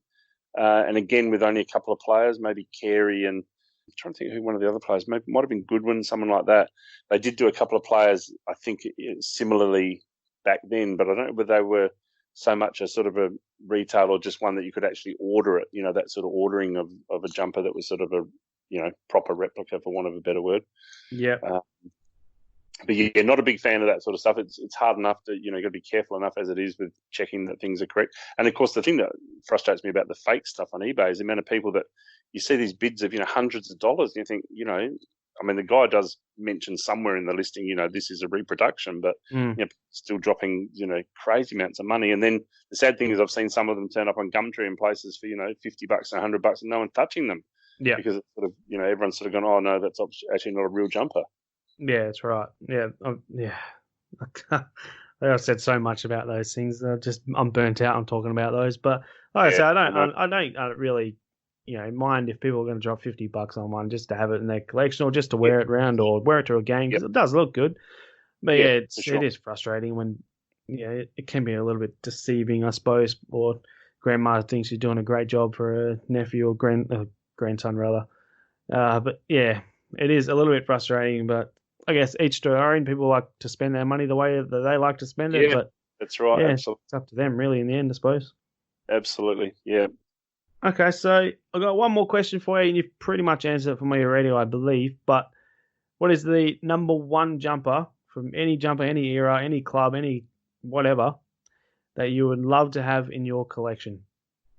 Yeah, like you said, I've probably answered it a couple of times in desperation of a famous number 3 Darren Jarman jumper. It's interesting. I've sort of been quietly working on a deal for one, which has been sort of good fun, but I'm at that stage of I don't really want to sell it at the moment, but if I do, I'll give you the first option. So I've come across a guy that's got one. He actually purchased it many years ago, actually from a guy that had previously worked at Cromania. So yeah, I'm sort of working. I've held one, put it that way. I did hold one some months ago when I met up with he's a friend of mine. He's a guy that I've known for quite a while, and he's involved in jumpers a bit too and memorabilia. But he's a top bloke, and so it's always tricky when you're sort of like, oh, would you take some money? Would you take some jumpers, or would you take a combination of both? But yeah, certainly the Darren Jarman. I think the interesting thing with Jarman is I never followed North Adelaide in the SANFL. I followed Sturt. I think I mentioned that earlier. But, Yep. Having grown up watching him play for North Adelaide through the SANFL, and then I suppose that disappointment with him initially not signing on for the Crows and going to Hawthorn for various reasons. And then it was just such a big thing when he came back to Adelaide in 96. And also, I think probably just that idea that, you got to see the two brothers play at least one season together or at least part of that season in 96. And then obviously 97, 98, sort of the rest is history that he, just played an incredible final series and two incredible grand finals. So, just one of those players. It's interesting, isn't it? There's those players that we said before about Eddie Betts, but, you love watching a Wanganeen or you love watching Darren Jarman. There's just players that you just go to the footy to watch. And I think he was always one of those players who's just so skilled. And he's definitely my number one on the want list, and is actually closely followed by Mark Bickley, obviously a dual premiership captain. And unfortunately, Bickley's a player that I did own once many years ago. I had one Bickley jumper, but he was part of a group of two or three that I sold when my wife and I purchased our house. So there's another one of those jumpers that got away sort of stories. I sort of think, if only I'd kept that jumper. But you make decisions sometimes when you're trying to get money together, as people would know, and make decisions on housing or cars or whatever it might be. So yeah, that's one other one. Bickley's my number two. Yeah, so certainly those two guys. Well, if anyone knows where one is or has one, let us know the show so we can see if we can pass it on to Andrew and definitely work out a deal for you. Yes, be very happy to do a very generous deal to the owner. All right, Andrew. So let everyone know where they can find you. So if they want to contact you, they can do so. Thank you, mate. Look, first of all, I've really appreciated you having me on the show, and it's been excellent. I've certainly enjoyed all the guests you've had previously, all been really interesting. Appreciate that. Yeah, so pretty much Facebook is a major one that I use. Callum laughs because he said Facebook's for older people, because he's an Instagram person. But Facebook, so Adelaide Crows Collector on Facebook. And I think, as we mentioned earlier in the interview, don't be afraid to get on there and like me, even if it's in the short term, because I'm trying to get to 400 before Doug does. Although, unfortunately, I think it's probably gone past 400. But it would be nice to be able to message Doug tomorrow morning and say, hey, I'm past 400. I think I'm at about 389 likes at the moment, so I'm pretty close. But we'll definitely get those numbers up. That's the one. All right, man. Well, I've had an absolutely tremendous time with you. I think I don't like saying it, but you've easily been my favourite interview. But I think I'll probably say that every week, to be honest. But no, I've really enjoyed it. I think the content and happy. No, that's brilliant. We chatted a bit, so might have to cut a little bit of stuff, but it's been great having a long chat. Yeah, no, honestly, I think I'll probably put this out in its full form, so look out for an hour and 40 minutes worth of interviews. So apologies if that's too long for everybody, but hey, I think if I cut out anything, you're going to lose a lot of interesting stuff. So no, it's been tremendous. I really enjoyed the chat. It's been great to get you on, and thanks, Cal, for sorting out Skype for us and give us your account and help me out, your old man, as well. No, he did. He's the technological person in the house. I'm a bit basic with all that sort of stuff, so he's done very well. Thank you so much, mate. It's been great to chat. No, thank you very much. You have a great one. Cheers, mate. Bye. So there we have it. What a great interview that was with Andrew. I really appreciate him coming on, and obviously I really appreciate him being able to come on an hour and a half after our original chat, where I had to go and play a game of basketball, which we did unfortunately lose. But I think Andrew had such a great time that he wanted to come back and make sure we finished off that night. So we're on a bit of a roll and we wanted to keep it going. So yeah, really appreciate that, Andrew. It was about 10:30 p.m. by the time we finished your time. So yeah, a bit late. Sorry about that, mate. But yeah, again, appreciate it very much. And I hope you all enjoyed Andrew's chat. I certainly did. And again, I say that every week, I reckon. But yeah, I think every episode's getting better and better. So look forward to the future, and thank you again, Andrew. Now, with obviously the bushfires still raging on, and lots of people still coming to terms with what's the damage that's caused, there's been plenty of bushfire relief auctions and donations and things going on, as we mentioned the last time. But I did notice that Collingwood Football Club put up about 209 auction pieces. I didn't see all the prices that they did go for. Doesn't look like they had any match-worn jumpers or player-issue jumpers, but they had retail signed jumpers, by the looks of it anyway. But they also did go for quite an amount of money, so hopefully those people that bought them didn't didn't think they were match worn or player issue, or even if they do turn out to be, then fantastic. But obviously, either way, it went to a great cause, and so well done to Collingwood, and of course everybody for purchasing those items. There was some tremendous stuff, including being able to be in the coach's box for a game. So the last time I saw it was $8,000, that one. So well done to whoever got that, and yeah, congratulations. So Fremantle Dockers are also holding a bushfire relief auction. Nothing too major on there, but obviously anything that benefits charity tends to go for a bit of money. So anything will help. Well done. And the Fremantle Dockers are also donating every sale of every ticket, and West Coast are obviously jumping in on this as well. Every sale of every ticket for the very first ever Western Derby between Fremantle, West Coast and the AFLW. So tickets were $3 each, and all proceeds go to the bushfire relief. So well done to the Fremantle and West Coast football clubs. Speaking of West Coast Football Club, they are also auctioning off a bunch of training jumpers with match-worn boots as well that are both signed. And there's also some tremendous stuff, including some Luke Shuey match-worn boots from the AFL Grand Final of 2018 as well. So some really great stuff on there.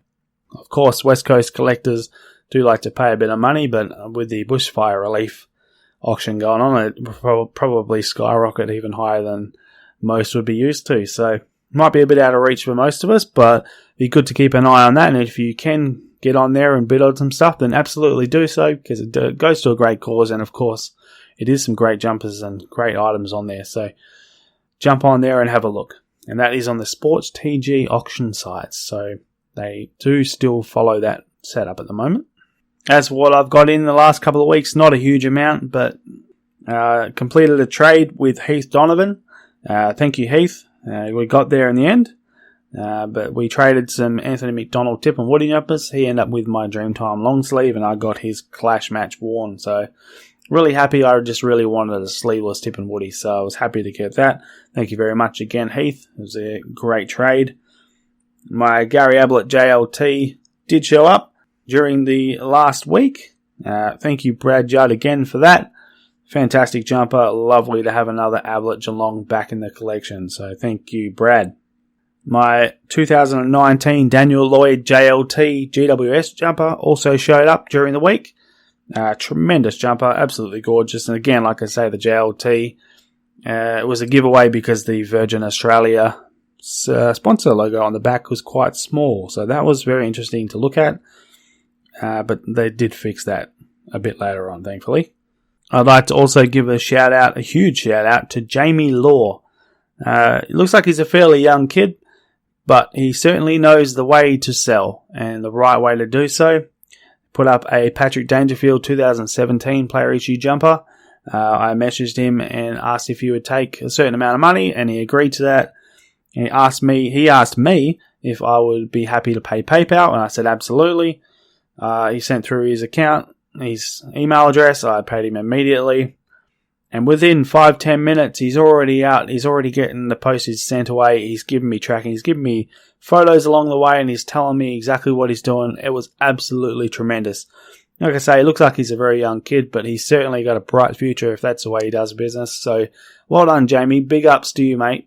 I can't wait to get the jumper, and I was really impressed with how you went about your sale. So well done. I do have another couple of beauties on the way. One I have actually received already. I have mentioned in the previous episodes about Select wanting some football jumpers, some match-worn jumpers, that is, with COAs from certain clubs. If you don't know what clubs that they are currently chasing, just send me a message on the Player Issue Podcast Facebook page. I'll be able to help you out and see if we can get some cash for you and get some jumpers for them. Obviously, they are still looking. I sent them a jumper from my own collection, Fremantle jumper. I won't tell you which player, as that will obviously go into the cutting board and it will end up in a card. So it'll be fantastic to see it. It will be upsetting, obviously, that it has been cut up, but I'll always be able to say that was my jumper and it's something I can hold my head high for and really be proud of. So I'm very much proud to be a part of that venture, and I can't wait to see the end product. It also does end up on our side as well.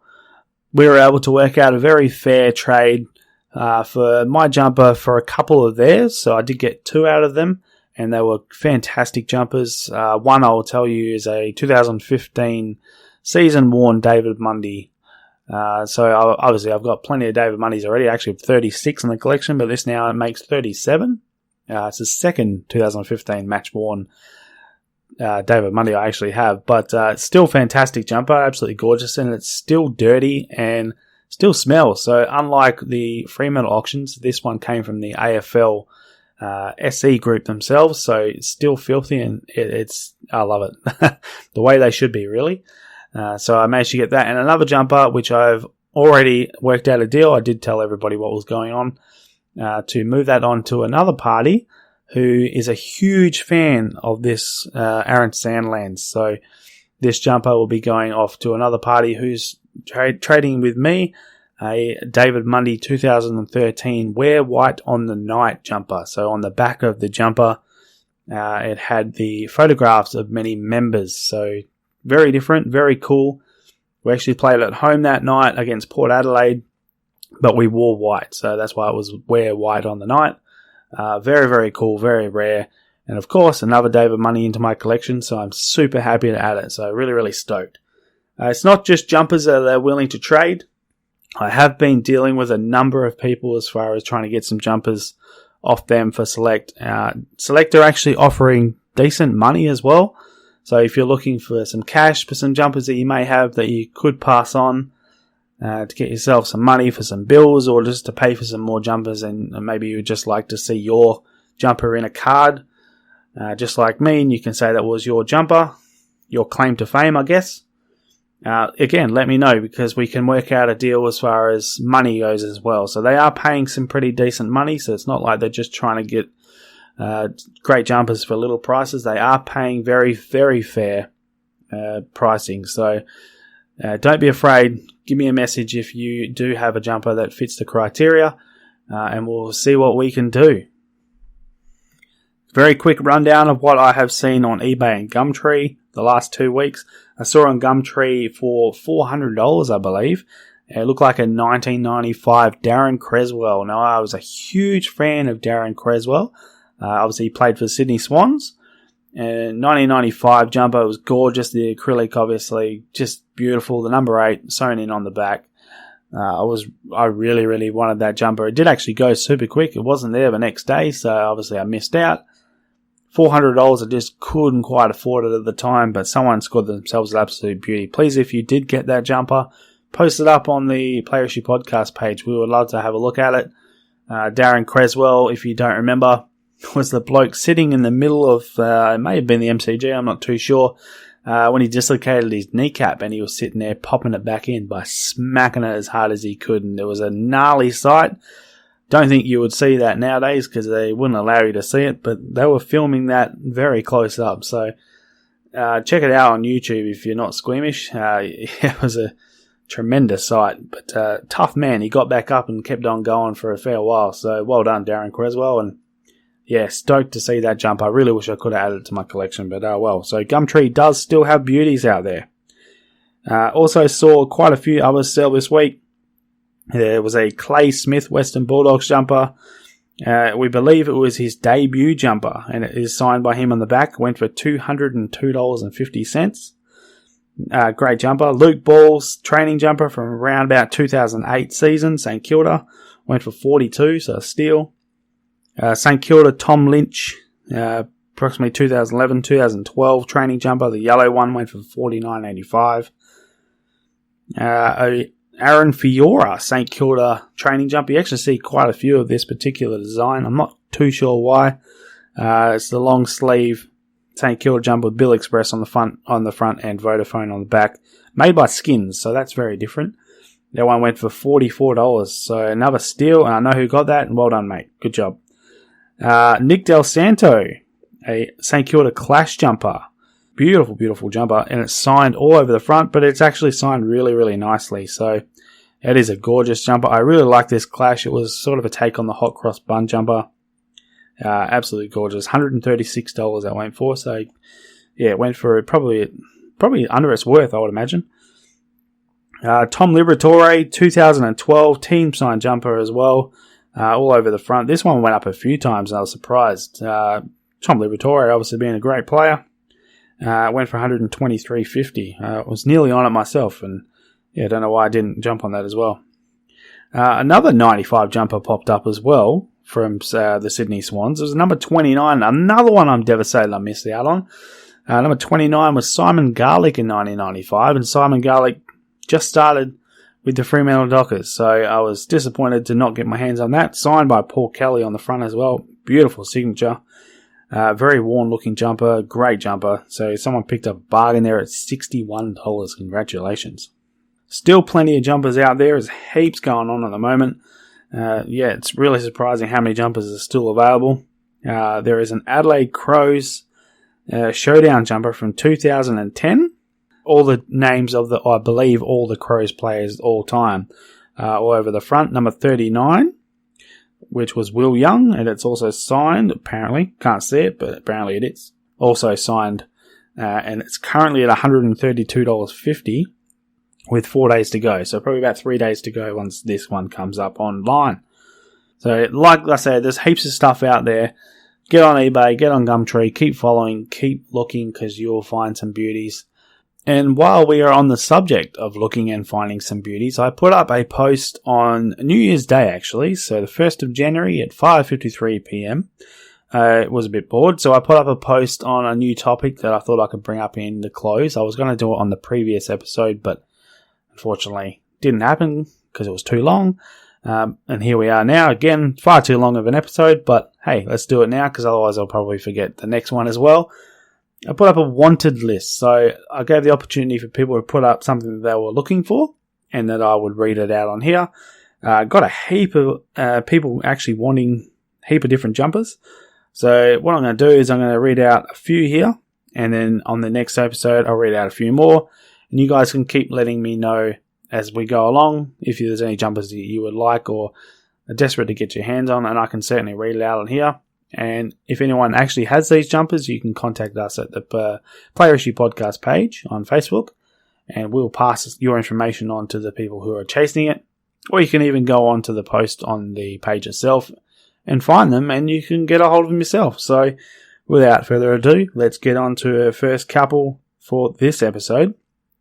Cam Anthony. Cam, how you going, mate? Known him for a long time. Top bloke. He, like any other collector, could go on and on as far as what he actually wants. So I'm just going to read out what he says. One jumper that he nearly got at auction, unfortunately he didn't, was in 2007-ish. 13 years later, he regrets it. He kicks himself as it's probably gone forever and probably won't be the same price as then, which he understands. It was a very simpler time back then, and the landscape has changed a lot since the jumper hobby. It certainly has here, right there. Jumper in question that he is chasing is Ben Cousins' 2006 match-worn away versus Geelong in round 10, which is very commonly known as the comeback game. I believe they were down by about 55 points in the third quarter, and they came back to win it in an absolute thriller. So I remember that game was down in Cardinia Park and tremendous to watch. And as far as I'm aware, Cam was actually there that day. I'll continue to read what he said, actually. He probably tells me. I never got to go to the grand final that year, and being from Geelong, that game was the game of the year that I attended. So there you go. And meant a lot to him to be there with his dad and his mate. So an incredible day that set up his season, which resulted in a flag. So yes, it is an absolutely incredible jumper. Great story to go with it. So if anyone has that jumper or knows where it is, Ben Cousins' 2006 match-worn away jumper, which was worn against Geelong in round 10, then please let us know. Anthony would love to know. I would love to know. I would just love to see it. It'd be great. Incredible game as well. If you haven't seen it, make sure you go back and watch it. Just tremendous. Even just watch it from halftime onwards. That's all you really need to see. Rob Lee. Now, this guy is probably the number one collector as far as I'm concerned. Certainly quality-wise. If you've never seen his collection, you really need to, because this bloke has some seriously good jumpers. A lot of people say that I have some good stuff, but I have absolutely nothing on this bloke. He has one hell of a collection, but there is apparently some jumpers that he doesn't have. So he's looking to get some. He is looking for a Mark Rasciuto. Rue Was a great player for Adelaide. Obviously, he won the Brownlow medal as well. Tremendous player. And Rob is looking for a match worn of his from any season, preferably home, not team signed and not damaged by being taken out of a frame. Now, he's not gimpy on his money either. He's happy to pay 2 to 3K. So it's $2,000 to $3,000 to those of you reading at home, depending on the jumper itself. So if you have a Roo jumper, please let us know. And we will try and do a deal with you and Rob and get you some money and get him the jumper he desires. Lynchy from episode 3 is after a Gavin Wanganeen from Port Adelaide, number 1 in any style. And he is also willing to pay up to $3,000 in a good condition jumper. So big money flying around here. But obviously these jumpers are very few and far between, so you can understand why people want them. And Lynchy's been after a Wanganeen Port Adelaide number 1 for a while now. So let's see if we can help him out. Nathan Geeson, he also has a Facebook page himself, is the Football Jumper Collector Hobart. Top bloke as well. He's also hooking me up with a pair of Dale Kickett match-worn home shorts from 1995, which is absolutely tremendous because I own Dale Kickett's match-worn 1995 home jumper. So that will look fantastic on a mannequin, probably in a glass cabinet with the jumper and the shorts attached to it. I just need to find his socks and his boots from that game or from that year and Bob somebody's uncle. But yeah, tremendous of Nathan to help me out there. Thank you very much, Nathan. He is on the lookout for any jumpers from the Sydney Swans 1990 to 1991. So I hope that you were able to get a hold of one of the jumpers I just mentioned previously. TFL jumpers from 1986 to 2000. I'm afraid I don't actually know what TFL means, so I'm very limited as far as that goes. Hopefully you guys do know what he's after. He's also after a Fremantle green away jumper from 95 to 97, so let's see if we can help him out there. So I think that we'll leave it at that. We've still got about 12 more people that would like some jumpers that they have a wanted list for. But we'll leave it at that for today, as it has been rather long, and I think you guys would probably want to go off and do some other things. So, yes, that's it for today. We'll be back again in a couple of weeks with episode 15. As always, I hope you go well with your collecting. I hope you land a big one. And as I say each week, ta-ta for now, goodbye, and good night.